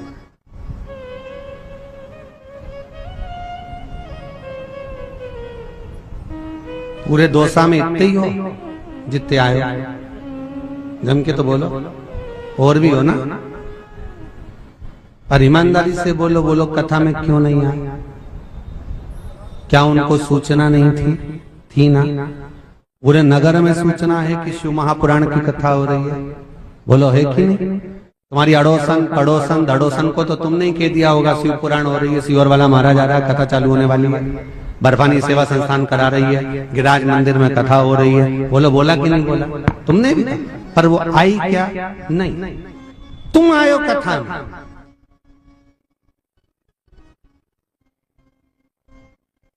जिसका जहां संबंध अच्छा होता है वही उसके दरवाजे तक पहुंचता है, वही उसके दरवाजे तक पहुंचता है।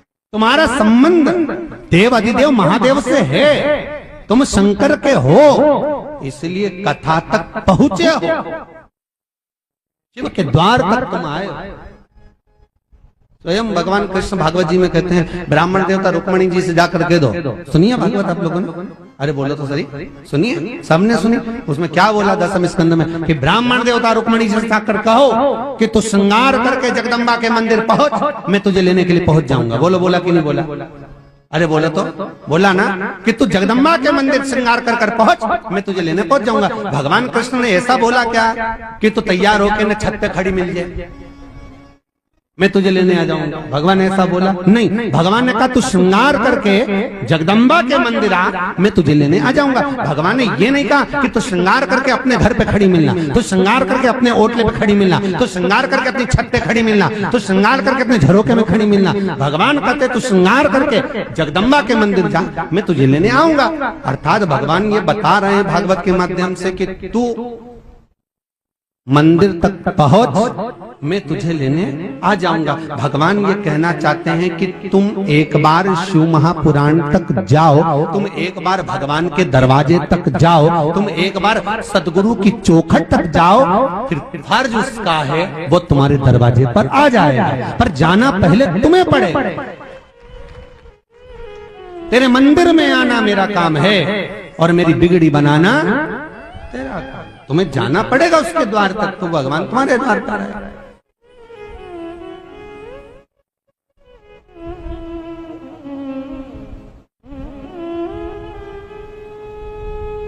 और कहीं कहीं की तो ऐसी भी रहेगी जो यहीं आसपास में रहती हो, तो क्या हमारे यहाँ तक तो आवाज आ जाती है, तो हमको जाने की जरूरत ही नहीं। तो भगवान भी कह देगा जब तू मेरे को पुकारेगी तो आवाज तो मेरे पास भी आ जाएगी, तो तू नहीं आई तो मैं काय कौन। तो इतनी झगड़ा करे वो तो कह दे, जैसे अभी वो एक भाई नहीं बोले, तो झगड़ा करे तो कहीं कहीं की कह भी देगी हमने तो हमारी सास को भेजा था कथा में, और हम मरे तो तुम्हें आना पड़ेगा। तो भगवान बोले तूने अपने रिश्तेदार को भेजा था तो मैं भी अपना रिश्तेदार भेज दूंगा, मुंह में क्या दिक्कत है, तेरे प्राण छूटे, तूने अपनी सास को भेजा था मैं यमराज को भेज दूंगा। और दोनों में अंतर है, भगवान आता है तो गोदी में लेकर जाता है, और यमराज आता है तो पाड़े की पूंछ से बांध कर ले जाता है, ब्लैक कलर की स्कॉर्पियो में बिठा के ले जाएगा और इतना मारेगा। राम गरुड़ पुराण में लिखा है 5वें अंश में, जब व्यक्ति के प्राण छूटते हैं हजारों बिच्छू डंक मारे, इतनी तकलीफ होती है, इतनी तकलीफ,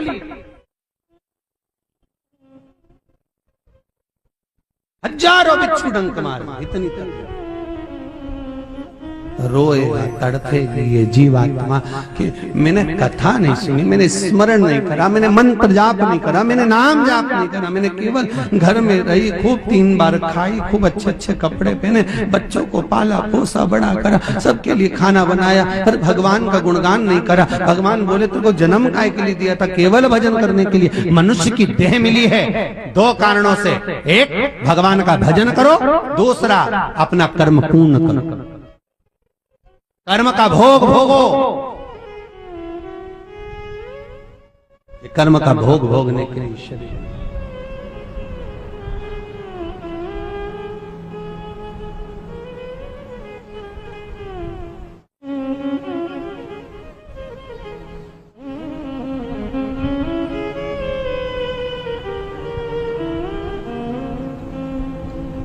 महाराज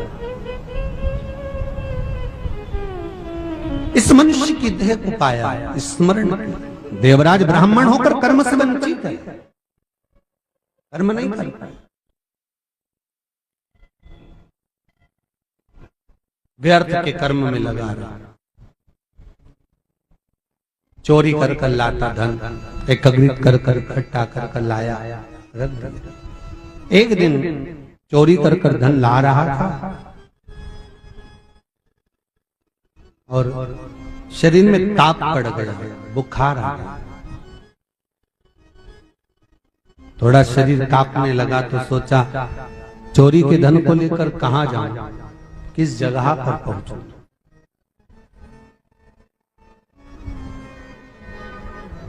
धन कहां लेकर जाऊं? मंदिर के अंदर प्रवेश कर गया। शंकर का मंदिर था।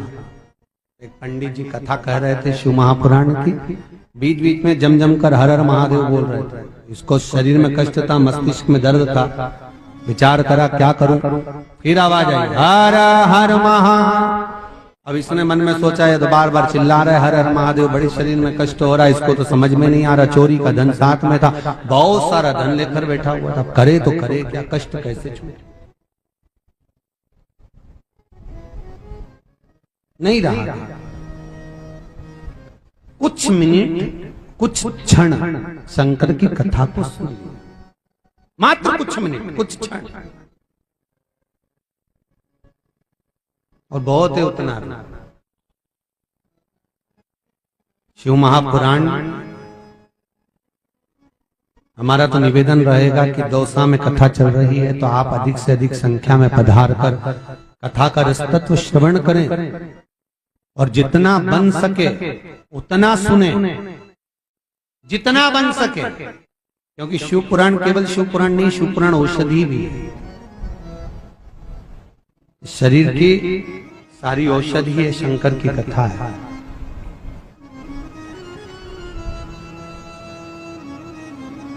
शंकर की कथा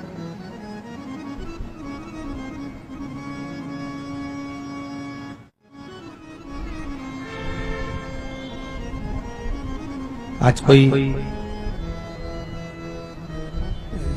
कौन सा गांव बताया था, खाने वाली सामग्री, बूंदी, बूंदी से कोई माता का फोन था सीहोर ऑफिस में, तो कह रही थी कि गुरुजी की कथा दौसा में कहाँ हो रही है बताया, हमें मिलने जाना।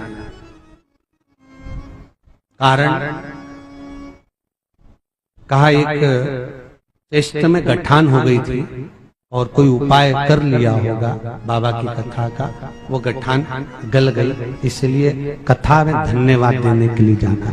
केवल शंकर की कथा, भले उनको हम नहीं जानते, वो हमें नहीं जानती होगी, कथा सुनी होगी, स्मरण किया होगा, पर एक उपाय भी अगर शिव महापुराण का करा है, और आप भी कम नहीं हो, आपने भी कई उपाय करे होंगे, ऐसा हो ही नहीं सकता, और बाबा ने ज्यादा नहीं करा होगा, पर थोड़ा ना थोड़ा तो दोसा वालों अगर आपने कोई उपाय करा होगा तो बाबा ने थोड़ा ना थोड़ा तो आपका साथ दिया ही होगा, ये पक्का।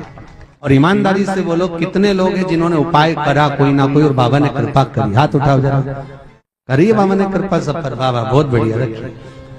कुछ तो करा और उसका फल भी हमको मिला, ये शिव ही वैसे।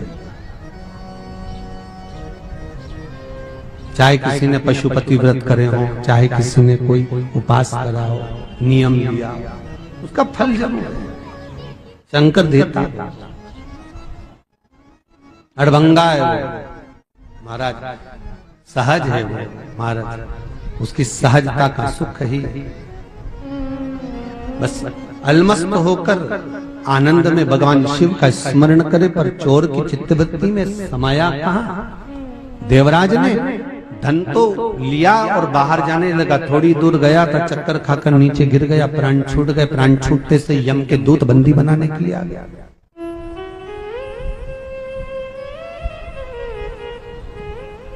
और यम के दूत जब बंदी बनाने के लिए आए, भगवान शंकर स्वयं वहां खड़े हुए, स्वयं शिव, स्वयं ओघड़दानी भगवान शंकर वहां खड़े हुए, त्रिकालदर्शी खड़ा।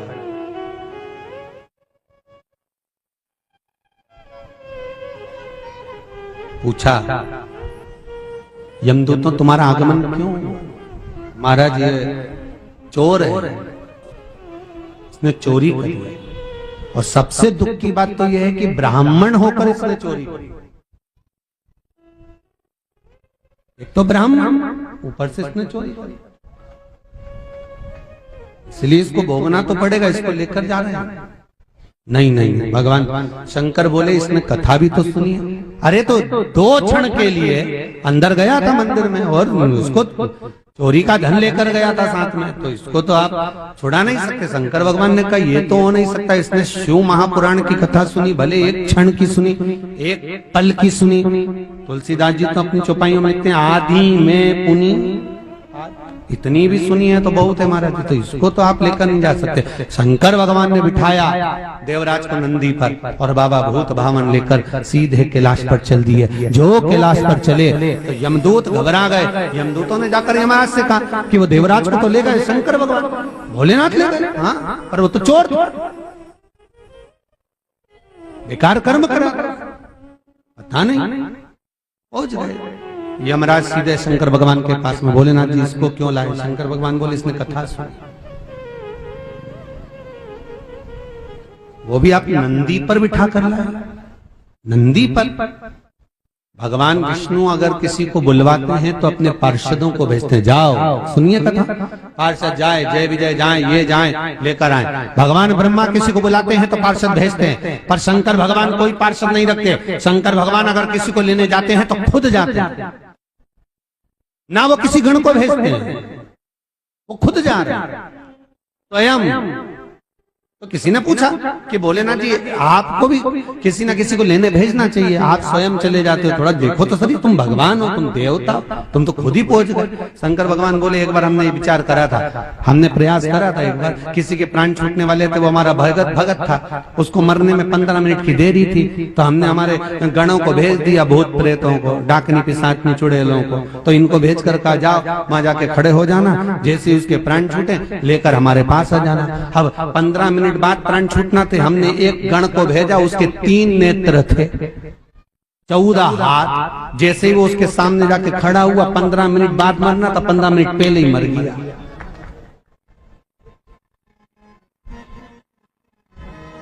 अब सारे देवलोक में गड़बड़ी मच गई कि तुम्हारे रुद्रगणों को देखकर वो 15 मिनट पहले मर गया, उसकी मरने का समय तो 15 मिनट बाद था।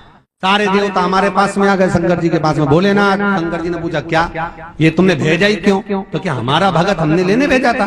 तो क्या मरने के बाद भेजते? तो मरने के बाद तो तुम ही चले जाते, हमारा गण अगर लेट जाता तो इसलिए हमने पहले भेज दिया, पर हमें क्या मालूम था उसको देख के ही मर गया।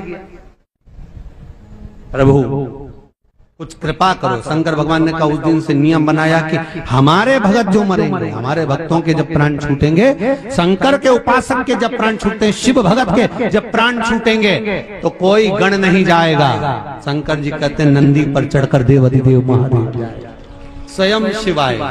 और शंकर भगवान कहते हैं मेरे नंदी पर मैंने वचन दिया था पार्वती को कि अगर मैं नंदी पर बैठूंगा तो मेरे साथ तू नंदी पर बैठेगी, इसके सिवाय कोई नहीं। इसलिए शंकर जी कहते हैं मेरे भगत को जब मैं लेकर जाता हूं तो मैं पैदल पैदल चलता हूं और नंदी पर उसको बिठा कर ले जाता हूं, क्योंकि मैं अगर बैठ कर जाऊंगा तो मेरे साथ में पार्वती होना चाहिए, और पार्वती के बिना मैं अकेला नहीं, इसलिए मैं नीचे तुझे बिठा नंदी पर बिठा। अब मन तुम्हारा है, तुमको ब्लैक कलर की स्कॉर्पियो में जाना है कि व्हाइट कलर की टवेरा में जाना है, ये मन तुम्हारा।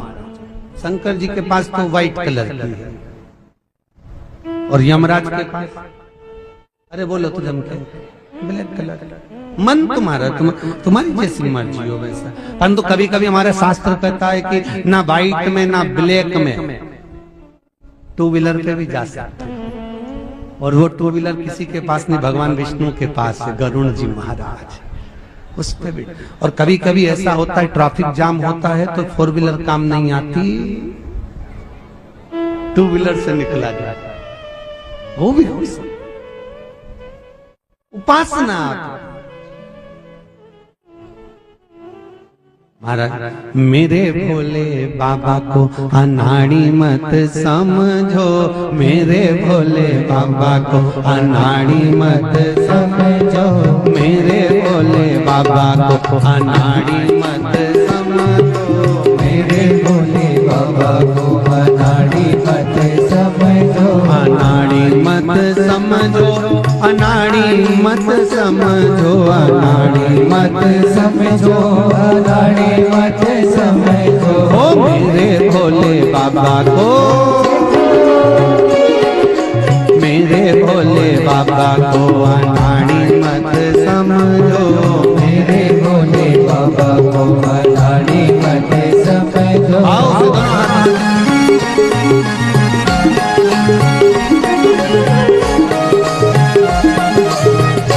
हर भोले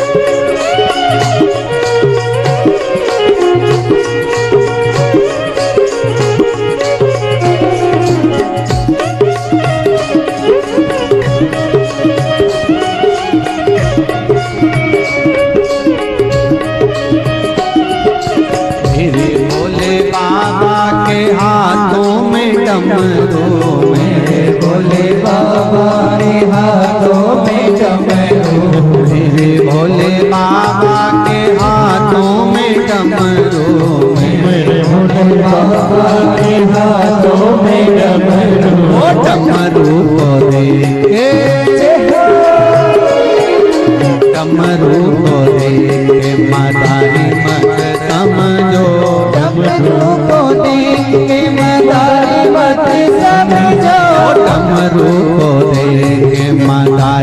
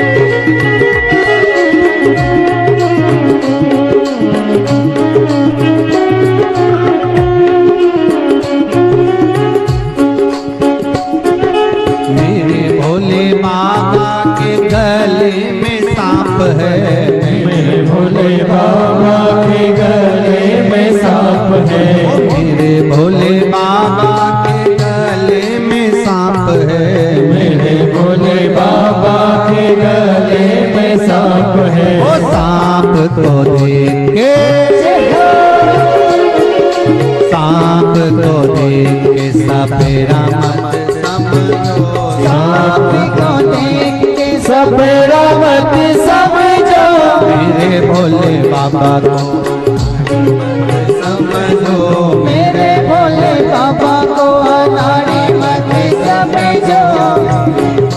बाबा को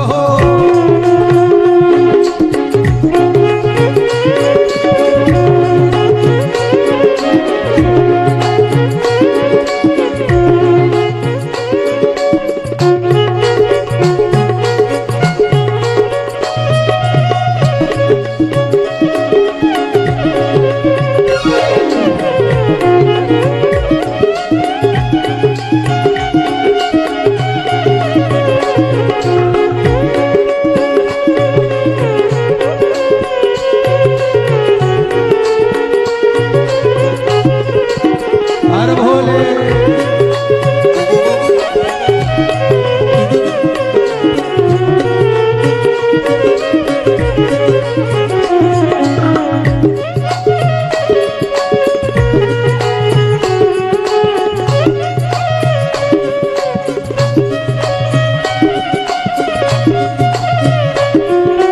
मेरे भोले बाबा के कंधे पे झोली, मेरे भोले बाबा के कंधे पे झोली, ओ मेरे भोले बाबा के कंधे पे झोली, मेरे भोले बाबा के कंधे पे झोली। ओ झोली को देख के, ओ झोली को देख के भिखारी मत समझो, झोली को देख के भिखारी मत समझो। मेरे भोले बाबा को अनाड़ी मत समझो, मेरे भोले बाबा को अनाड़ी मत समझो। मेरे शंभू बाबा को अनाड़ी मत समझो, मेरे शंभू बाबा को अनाड़ी मत समझो। अनाड़ी मत समझो, अनाड़ी मत समझो, अनाड़ी मत समझो, अनाड़ी मत समझो। अनाड़ी मत समझो, अनाड़ी मत समझो, अनाड़ी मत समझो, अनाड़ी मत समझो। मेरे भोले बाबा को, मेरे भोले बाबा को अनाड़ी मत समझो, मेरे भोले बाबा को अनाड़ी मत समझो। जय हो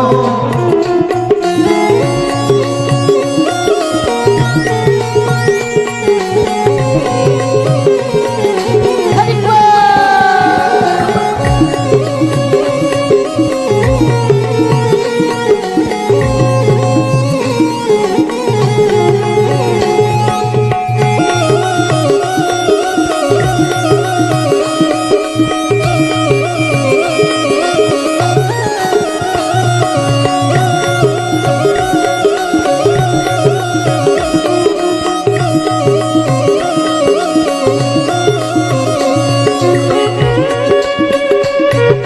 हर भोले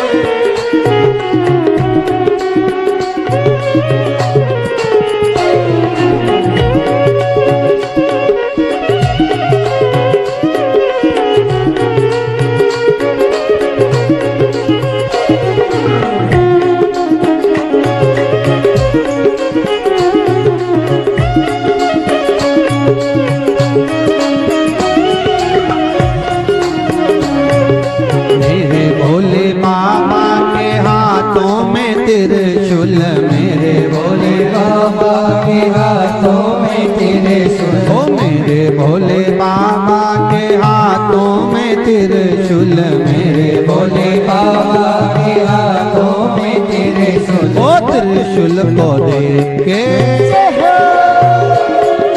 त्रिशूल को देख के भिखारी मत समझो, त्रिशूल को देख के शिकारी मत समझो।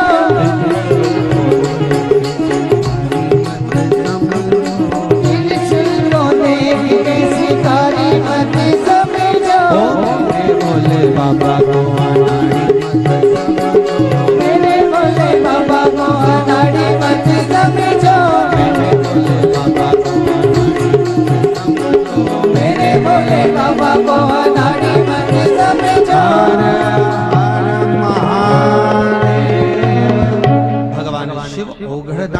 कालदर्शी स्वयं देवराज ब्राह्मण को देख कर कहते हैं कि ये देवराज यमदूत ले जाएंगे, श्रेष्ठता नहीं हो सकती।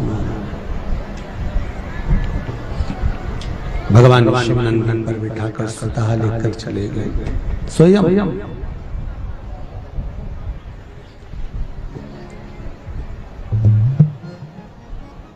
शंकर का मात्र नाम स्मरण चित्त वृत्ति को सुख प्रदान कर देता है, आनंद की अनुभूति करा देता है।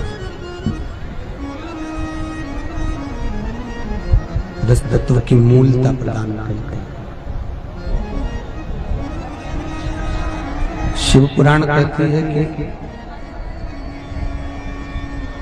मान लो अगर कोई जीवन में काम बहुत से होते हैं और बहुत जरूरी काम है, अटक रहा है, बहुत जरूरी है, इसको होना ही चाहिए, और आप सब जगह से जब परास्त हो जाओ, सब जगह से जब हार जाओ, हर जगह से जब थक जाओ कि मेरा कहीं से काम बन ही नहीं रहा, तो शंकर की कथा कहती है मात्र एक बेलपत्र,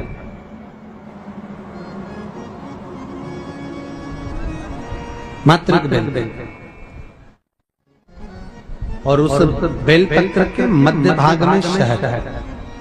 जब आपको लगे कि अभी काम बहुत जरूरी हो, कहीं से हो ही नहीं रहा, हार गए हर जगह से, मध्य भाग में शहद, दोनों भाग में बेलपत्री के दोनों भाग में लाल चंदन मारा। प्रदोष काल, प्रदोष का दिन नहीं, प्रदोष काल मतलब शाम को सूर्य अस्त के कुछ मिनट पहले से लेकर सूर्य अस्त के बाद कुछ काल के अंतर्गत लगाना उसको, और शहद लगाकर उसको, चंदन लगा हुआ हो, शहद लगा हुआ हो, और उसको हथेली में रखकर अपनी कामना कर कर किसी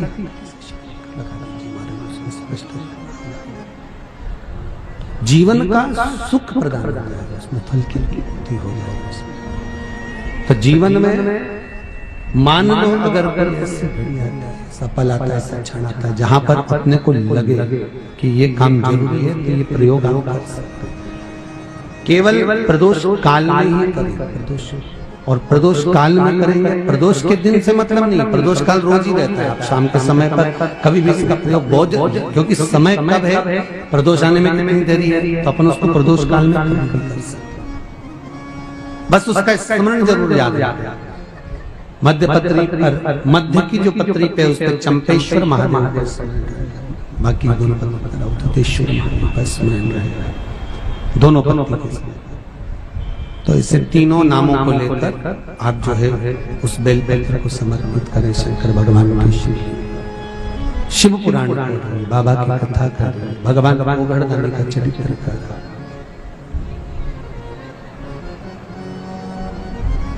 शिव कथा वर्णन करती है। महाराज जब देवराज ब्राह्मण के प्राणों को लेकर भगवान शिव चले गए, शिवधाम में गया, समय आया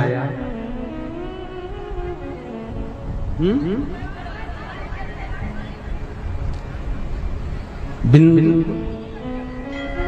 फिर से समझे, नमः शिवाय, नमः शिवाय। बेलपत्री, एक बेलपत्र ले, जब अपनी कोई मनवांछित कामना है और वो कार्य सफल नहीं हो रहा, बहुत प्रयास आपने कर लिया, अथक प्रयास, और सब दूर से अगर आप थक चुके हैं और वो कार्य नहीं हो रहा, प्रदोष काल, प्रदोष का दिन नहीं, प्रदोष काल, प्रदोष का समय, मध्य पत्री पर शहद, दोनों पत्री पर लाल चंदन हथेली में रखने, अंगूठे को इस तरह से लगाए, hello hello hello hello, Champeshwar Mahadev का नाम लेकर इस पत्री को शहद लगाना।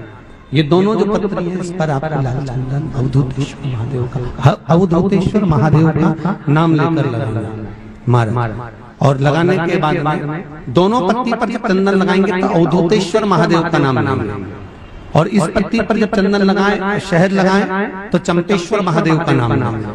हथेली में अंगूठे से लगाकर अपनी कामना कर शिवलिंग के सम्मुख में उसको लगा दीजिए, चिपका दीजिए शंकर भगवान के शिवलिंग पर। बन सके तो एक लौंग, नहीं हो तो एक काली मिर्ची, नहीं हो तो काली तिल्ली। पहले की कथा में आपको बताया है कि इन तीनों का महत्व क्या है। काली की तिल्ली का भी महत्व बताया है कि काली तिल्ली और सफेद तिल्ली में अंतर क्या है। सफेद तिल्ली किसने प्रकट करी उसका भी वर्णन आपको पहले की कथाओं में बताया, और काली तिल्ली किसने प्रकट करी उसका भी वर्णन पहले की कथाओं में कहा। तो काली तिल्ली हो या लौंग, काली मिर्ची, उसको रखकर इसको समर्पित कर दीजिए, उसको चढ़ा दीजिए। तो उस तरह से अगर अपन करते हैं तो कार्य की सिद्धता उसमें प्राप्त हो जाती है। भगवान शिव ओगरदानी है, त्रिकालदर्शी, कैलाशी, अविनाशी। आगे जो चरित्र कहा गया है शिव महापुराण का, एक बिंदुक नामक का ब्राह्मण जिसकी धर्म पत्नी का नाम है चंचूला देवी महाराज।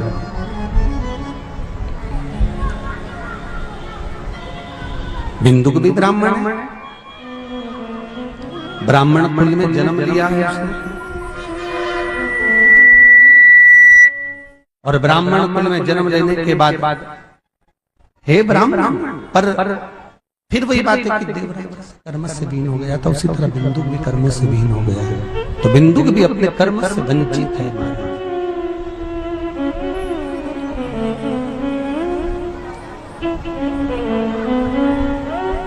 ये भी धन लेकर आता है, ये भी धन लेकर आता है, और धन लाने के बाद में उस धन को लाकर अपनी धर्म पत्नी को देता है। जब चंचूला देवी के पास में धन आता है तो चंचूला देवी उसका स्मरण नहीं कर पाती, अपने पति से ये नहीं पूछ पाती कि ये धन कहां से आया। एक बहुत सुंदर बात शिव महापुराण की कथा कहती है, पति के नाम के आगे कहीं धर्म का संबोधन नहीं लिखा है, पर पत्नी के नाम के आगे धर्म का संबोधन है। पत्नी के नाम के आगे धर्म पत्नी का संबोधन आता है कि ये धर्म पत्नी है, धर्म पत्नी का संबोधन। और वो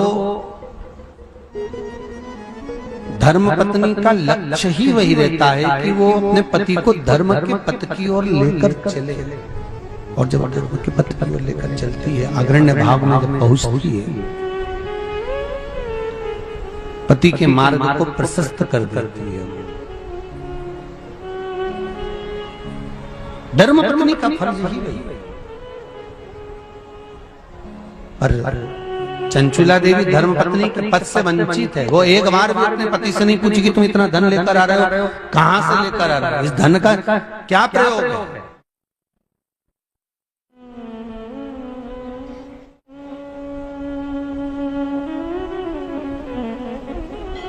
कितने कथाकार कथा करने के लिए आते हैं, कभी आपने किसी के मुख से, किसी संत, साधु, सन्यासी, तपस्वी, साधक, उपासक के मुख से ये नहीं सुना होगा कि पति को धर्म पत्नी कहा हो। केवल एक नारी को धर्म पत्नी का संबोधन कहा जाता है, उसके सिवा नहीं कहा जाता उसको धर्म पत्नी का संबोधन। धर्म पत्नी का संबोधन क्या है?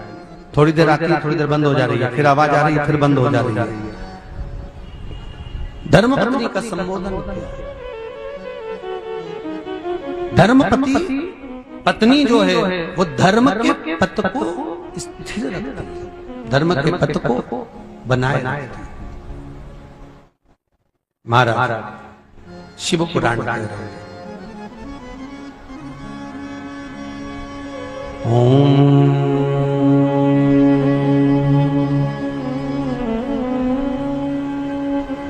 नमः शिवाय।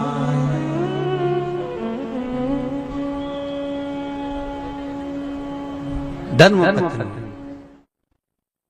चंचूला देवी ने एक बार संबोधन में नहीं पूछा कि ये धन जो लेकर आ रहे हो वो कहां से आया, वो कैसे आया।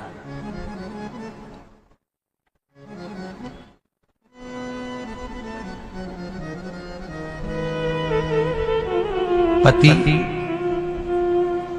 एक पुरुष का जब जन्म होता है महाराज, दुनिया कहती है कि माता के सिर पर बोझ ज्यादा होता है, पर शिव महापुराण की कथा कहती है कि एक पति के सिर पर जो बोझ होता है वो दुनिया में किसी के सिर पर नहीं हो सकता। एक पिता के मस्तक पर जो बोझ होता है।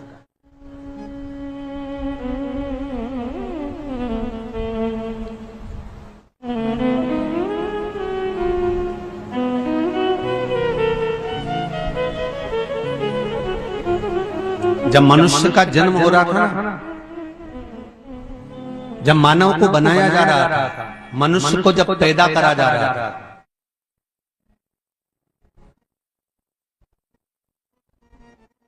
जब मनु और शत्रुपा को जब प्रकट किया जा रहा था, प्रथम पुरुष और प्रथम स्त्री जब ब्रह्मा की जंघा से प्रकट हो रहे थे, तब उन्होंने कहा था मनु और शत्रुपा ने कि आप हमको जन्म दे रहे हो, परंतु बात इतनी सी है कि आप हमें जन्म तो दे दोगे, पर हम मृत्यु लोक में जब जाएंगे, पृथ्वी पर हम जब जाएंगे, तो हम जब पैदा होंगे तो हमारा पेट कौन भरेगा?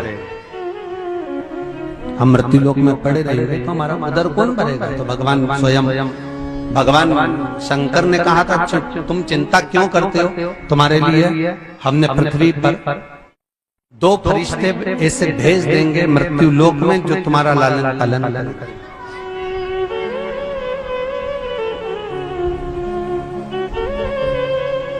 भगवान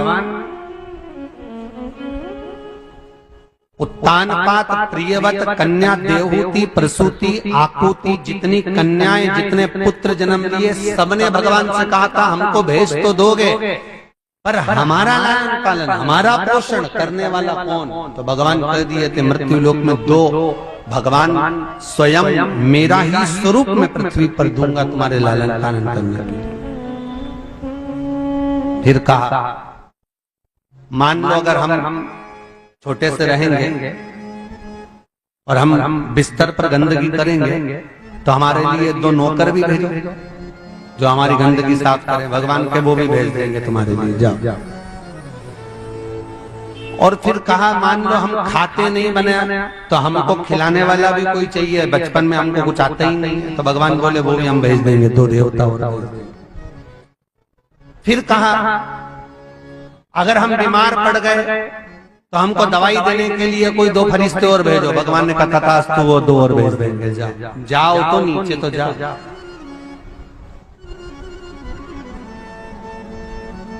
और हम नीचे जाएंगे, ये जमीन जायदाद तो दूसरे की रहेगी, हमको जमीन भी मिले, जायदाद भी मिले, संपदा भी मिले, सत्ता भी मिले, हमको धन भी मिले, दौलत भी मिले, सब कुछ मिले।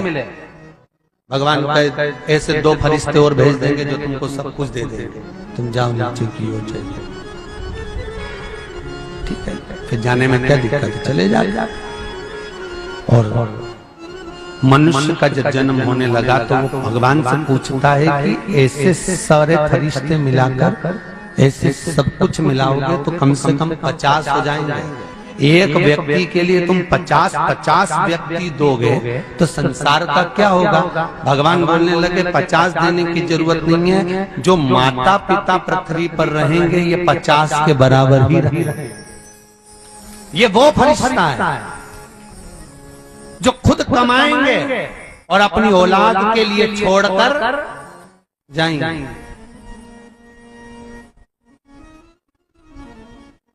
खुद गीले में सो जाएंगे और औलाद को सूखे में सुलाएंगे। ये वो फरिश्ता है महाराज, और ये माता पिता के सिवा कोई दूसरा नहीं हो सकता महाराज।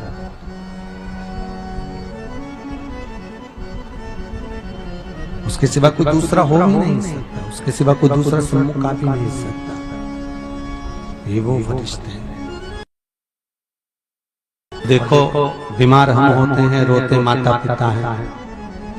शंकर की कथा कर रही है चंचुला देवी और बिंदु में यही अंतर है कि एक पति और पत्नी का सबसे बड़ा बोझा तत्व अगर किसी पर आता है तो पति पर आता है, तो धर्म पत्नी को चाहिए जब पति उस बोझ तत्व में रहे तो धर्म पत्नी सम्मुख में आकर उस बोझ तत्व से अपने पति को निकाल, उस बोझ तत्व से अपने पति को बाहर करे। ये धर्म पत्नी का फर्ज है, ये धर्म पत्नी। महाराज शिव कथा कर रहे हैं। बिंदु चंचुला देवी के साथ में निवास कर रहे हैं। समय आया चोरी करने के लिए गए, और जब चोरी कर बिंदु कुछ वस्तुओं को चुरा कर लेकर आ रहे थे और उसी समय पर एक दीवार पर से कूद रहे थे, तो वो नीचे उनको नहीं मालूम था कि नीचे पानी है। उस पानी में कूद गए, गिर गए और मर गए। शिव महापुराण की कथा कहती है 3 तरह से मरे हुए व्यक्ति को मोक्ष नहीं मिलता। पहला पानी में डूब कर मरे हुए व्यक्ति को, दूसरा सर्प के डसे से मरे हुए व्यक्ति को, तीसरा स्त्री के हाथ से मरे हुए व्यक्ति को। ये 3 तरह से मरे हुए व्यक्ति को मोक्ष नहीं है, मोक्ष की अनुभूति नहीं है। और ये 3 तरह से मरा हुआ व्यक्ति मोक्ष नहीं पाता है। तो कहा सभी के मन में प्रश्न तो जागृत हो ही जाता है कि आखिर भाई पानी में डूबकर मरे हुए व्यक्ति के लिए वैकुंठ नहीं है, मोक्ष नहीं है। सर्प के डसे हुए व्यक्ति से मोक्ष नहीं है, मुक्ति नहीं होती। और महाराज स्त्री के हाथ से मरे हुए व्यक्ति के लिए भी मोक्ष नहीं, उसकी भी मुक्ति नहीं है। तो इनका उपाय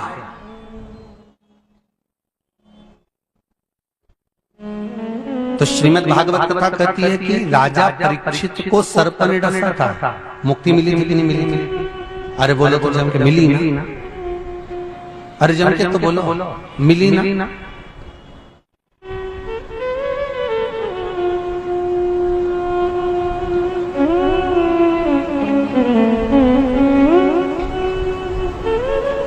मोक्ष मिला। तो फिर विस्मयता उत्पन्न हो गई देव ऋषि नारद के मन में। ब्रह्मा जी से जाकर पूछा कि महाराज 3 तरह से मरे हुए व्यक्ति को मोक्ष नहीं है, तो फिर राजा परीक्षित को मोक्ष कैसे मिलेगा? कारण क्या था राजा परीक्षित को मोक्ष? तो उसी समय पर भगवान ब्रह्मा जी ने देव ऋषि नारद से कहा, सुनो नारद, ये बहुत गहन तत्व की सुंदर भीतर की बात है।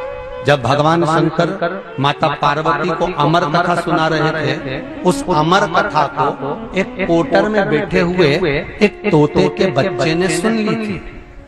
किसने सुनी है? तोते के बच्चे ने।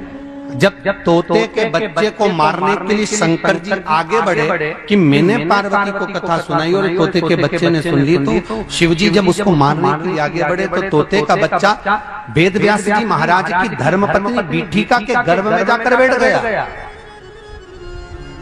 और बीठिका शंकर